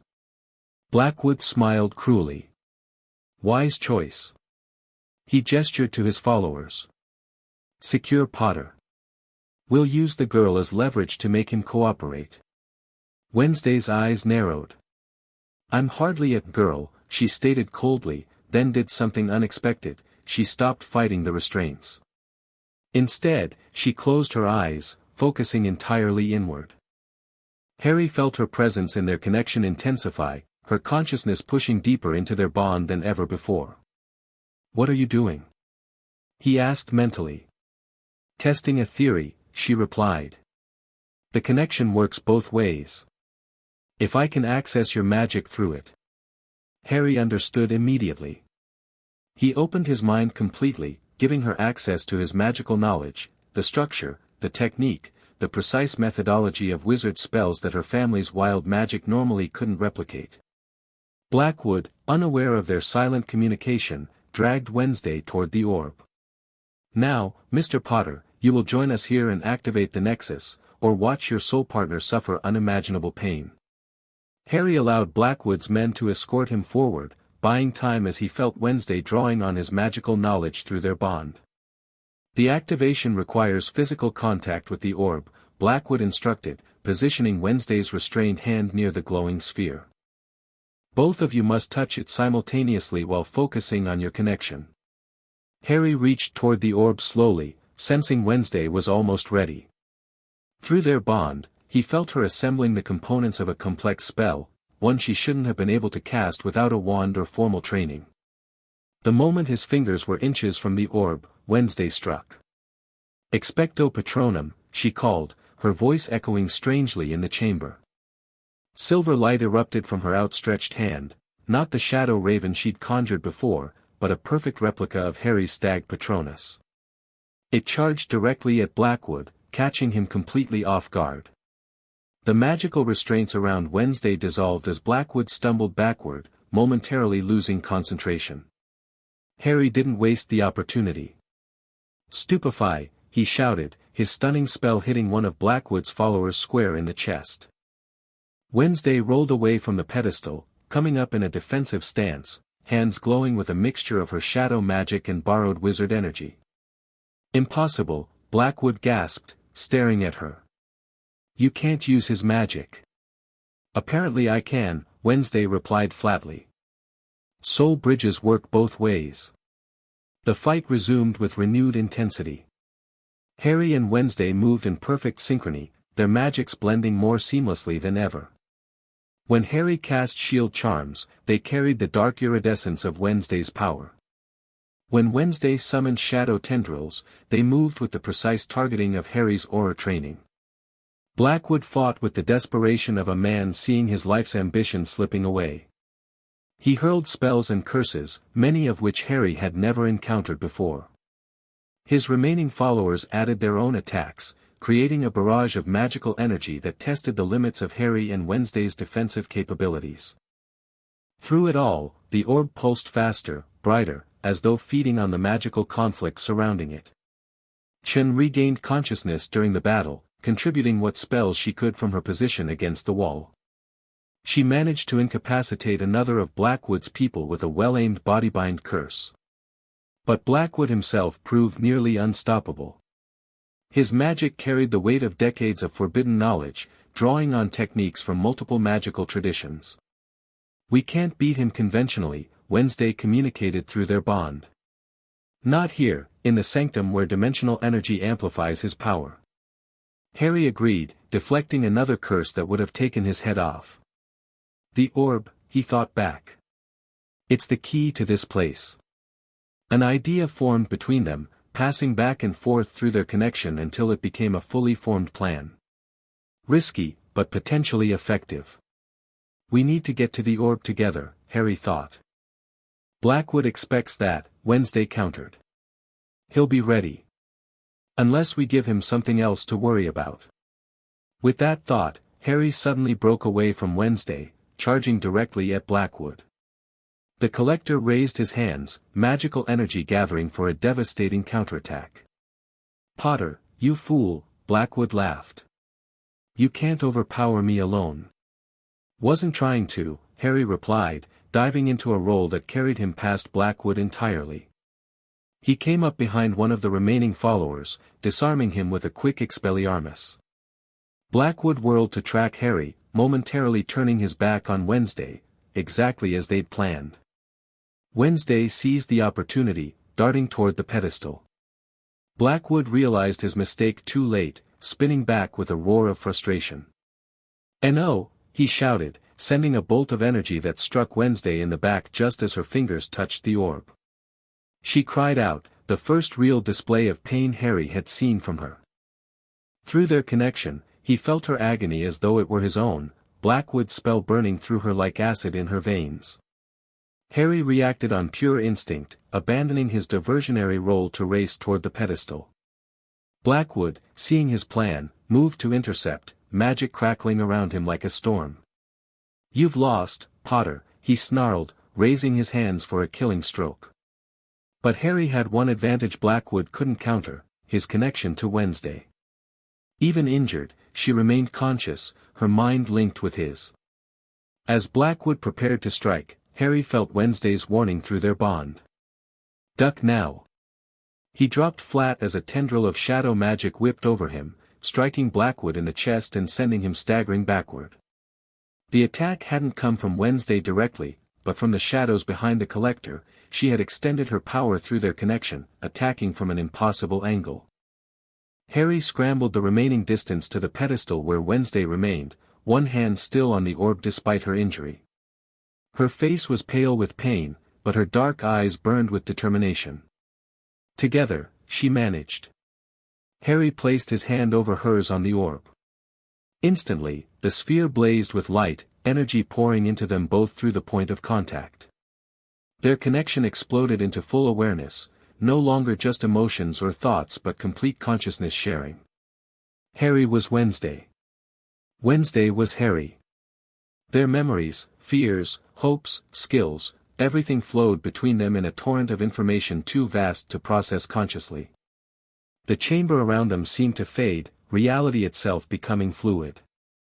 Through their merged awareness, they sensed the true nature of the Nexus Sanctum, not just a repository of knowledge but a junction point between countless dimensions, a place where the rules of any single reality held no sway. Blackwood staggered toward them, his face contorted with rage and desperation. "Stop! You don't know what you're doing." But they did know. The orb shared its secrets freely now that they'd paid the price, the willing vulnerability of opening completely to each other. They understood the nature of their bond, its potential, and most importantly, how to achieve the equilibrium they sought.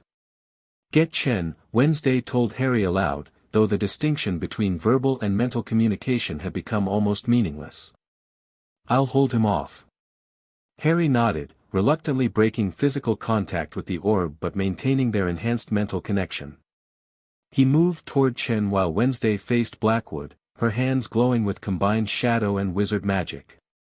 "You've ruined everything," Blackwood hissed, gathering his power for a final, desperate attack. "On the contrary," Wednesday replied calmly. "We've discovered exactly what we came for." Blackwood launched his attack, a torrent of energy that would have obliterated a normal opponent. But Wednesday was no longer entirely normal.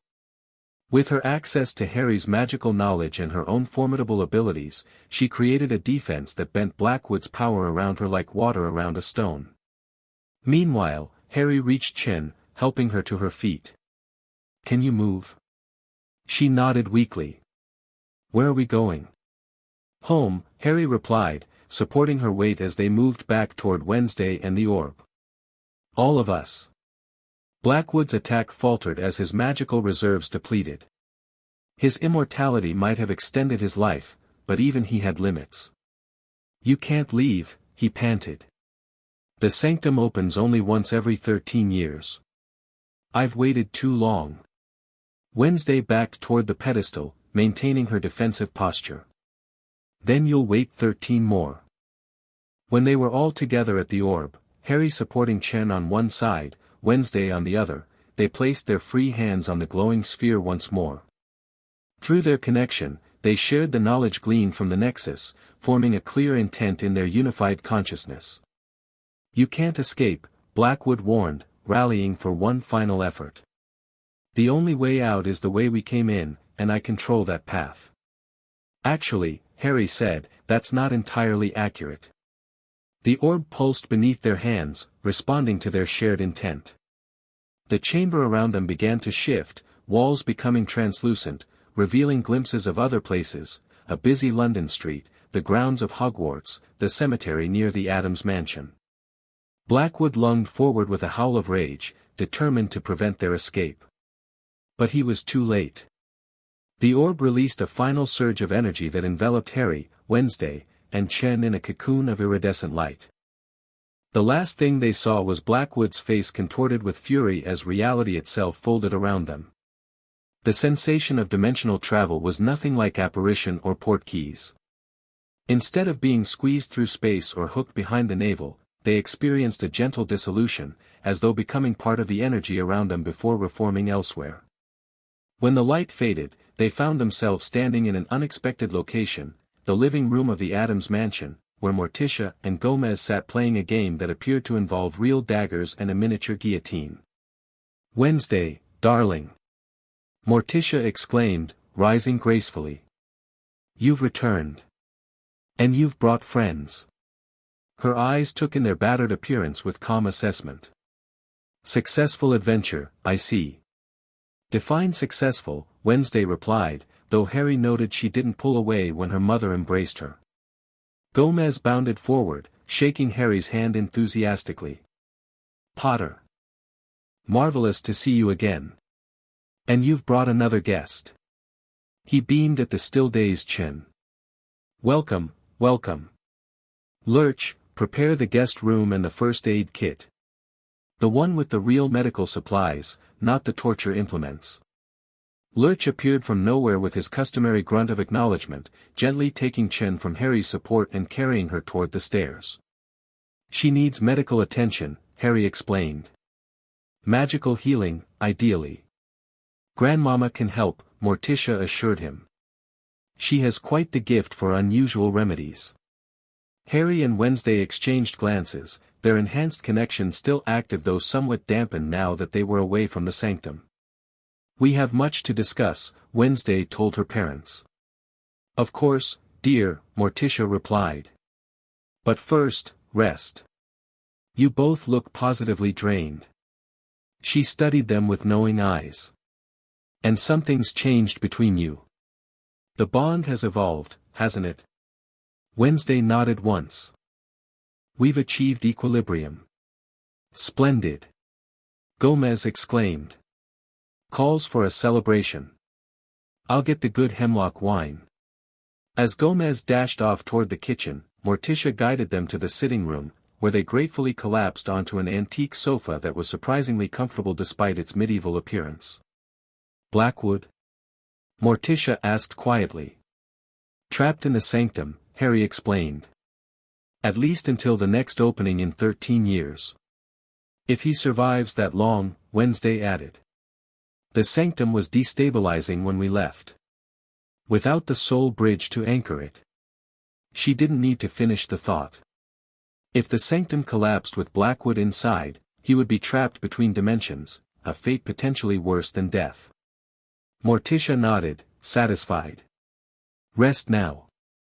Questions can wait." She glided from the room, leaving Harry and Wednesday alone for the first time since their consciousness had merged in the sanctum. "So," Harry said after a moment of comfortable silence. "Equilibrium." Wednesday nodded slightly. "The balance point between separation and merger. We remain individuals but maintain the connection." "I can still feel you," Harry noted. "Not as intensely as in the sanctum, but there. A permanent awareness," Wednesday confirmed. "But controllable now. Like a door we can open or close at will." Harry tested this, mentally pulling back from the connection. The sense of Wednesday's presence receded but didn't vanish entirely, more like a radio turned down to background volume. "And the immortality?" he asked. "Unchanged," she replied. "The soul fragments have fully integrated with our own. We cannot die by conventional means." Harry leaned back, processing this new reality. Immortal. Permanently connected to Wednesday Addams. A year ago, he would have found the idea horrifying. Now. "Could be worse," he said aloud. Wednesday raised an eyebrow. "High praise from the boy who lived." "You know everything about me now," Harry observed. "My memories, thoughts, fears. Nothing left to hide." "Likewise," Wednesday acknowledged. "An unprecedented level of vulnerability." "Scared?" The ghost of a smile touched her lips. "I don't do scared, Potter." "No," Harry agreed, smiling back. "You really don't."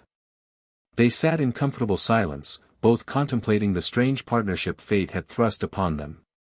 Two individuals from different worlds, bound by magic neither had chosen, now faced with an eternity together. "What now?" Harry finally asked. "You go your way, I go mine," with occasional check-ins through the soul phone. Wednesday considered this inefficient. "Our combined abilities are greater than our separate powers. Logically, we should maintain proximity at least part of the time." "Are you suggesting we, what? Live together? Work together?" "I'm suggesting we be practical," she clarified. "We have eternity. We'll need projects to avoid madness." Harry laughed. "Projects? Only you would approach immortality as a task list."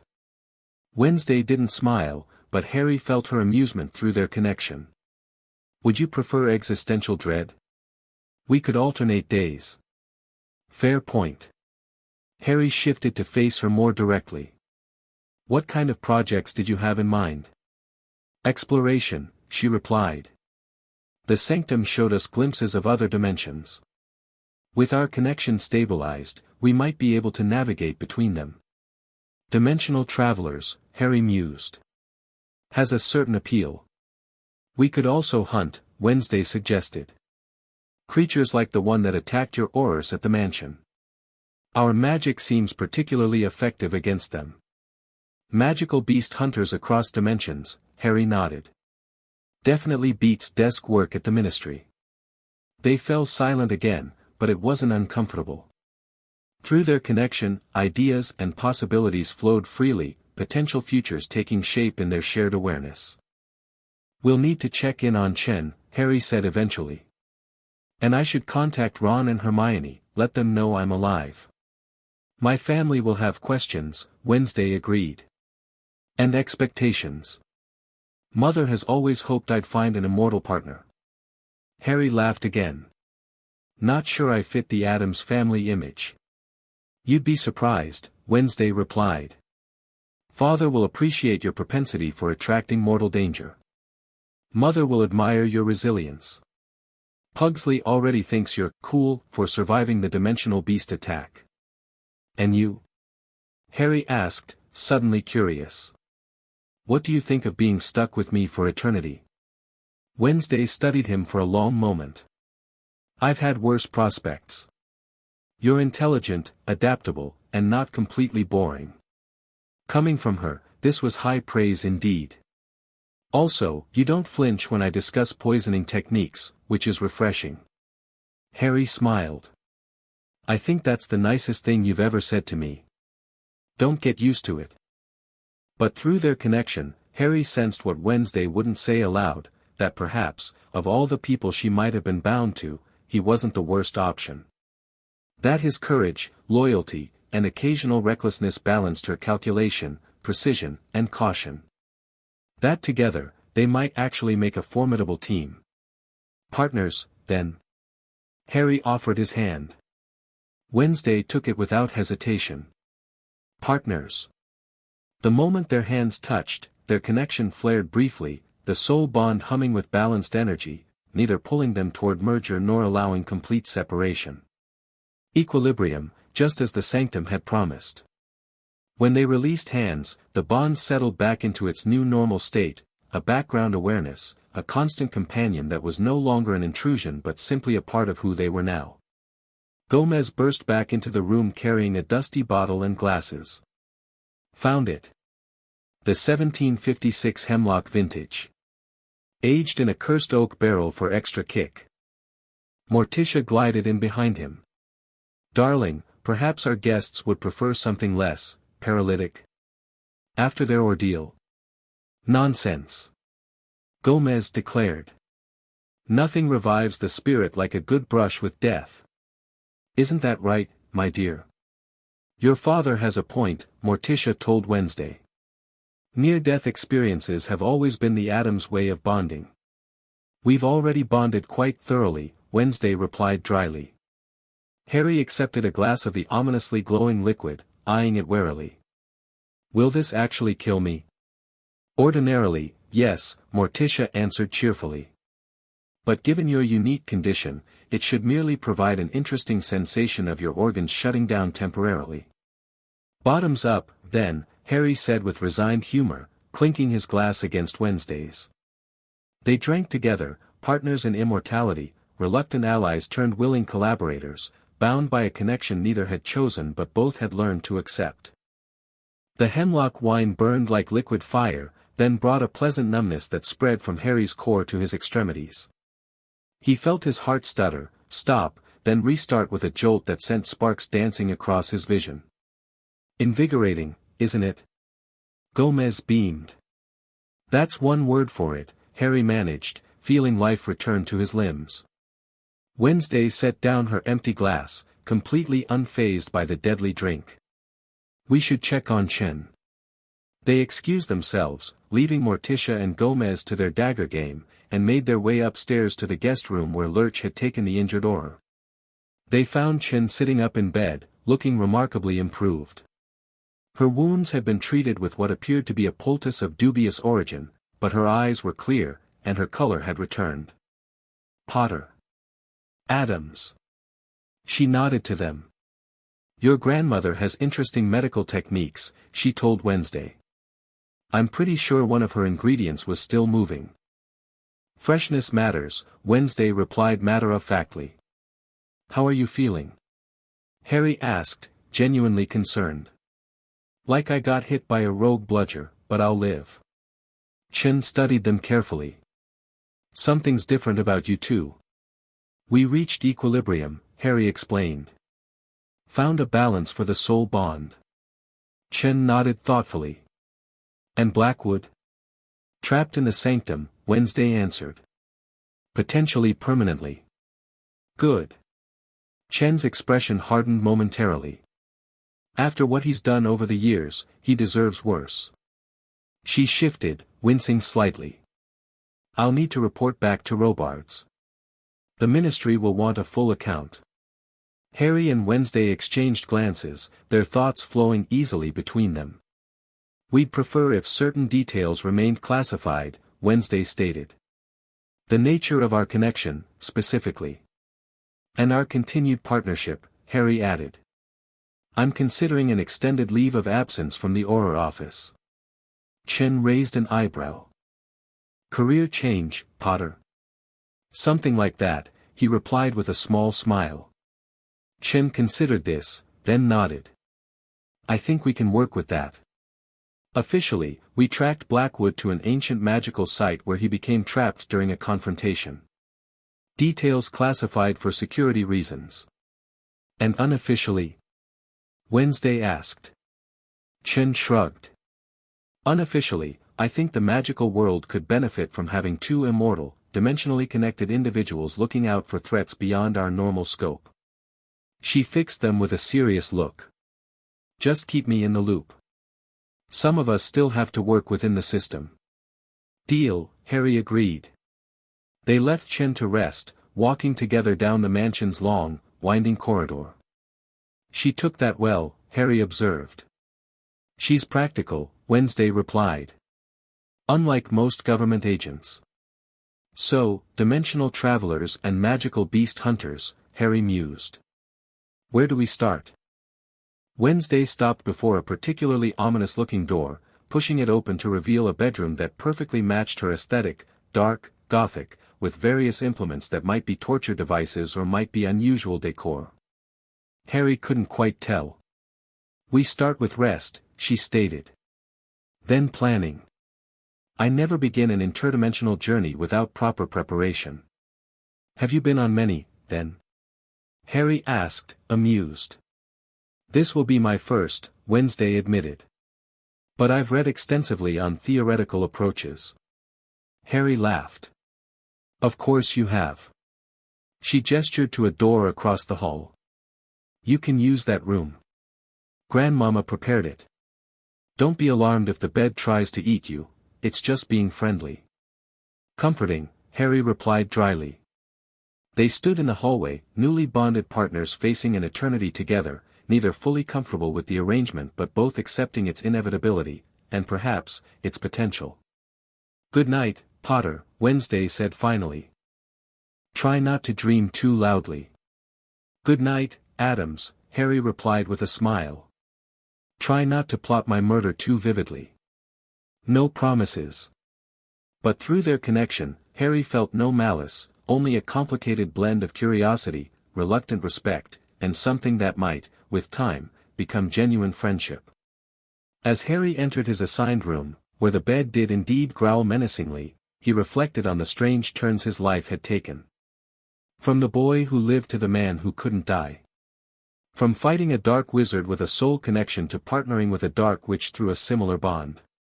Life, or in this case, endless life, had a strange sense of humor. Across the hall, Wednesday Adams sat at her desk, already making meticulous notes about their experience in the sanctum. Through their connection, she felt Harry's bemused acceptance of their situation, his tentative optimism about their partnership. She would never admit it aloud, but as reluctant allies went, she could have done much worse than Harry Potter. He was adaptable, powerful, and had already proven he could face death without flinching, a quality any Adams would appreciate. In the great mansion that had housed generations of Adamses, two immortals from different worlds began to plan their future, a future neither had chosen but both would face together, bound by magic older than either of their realities.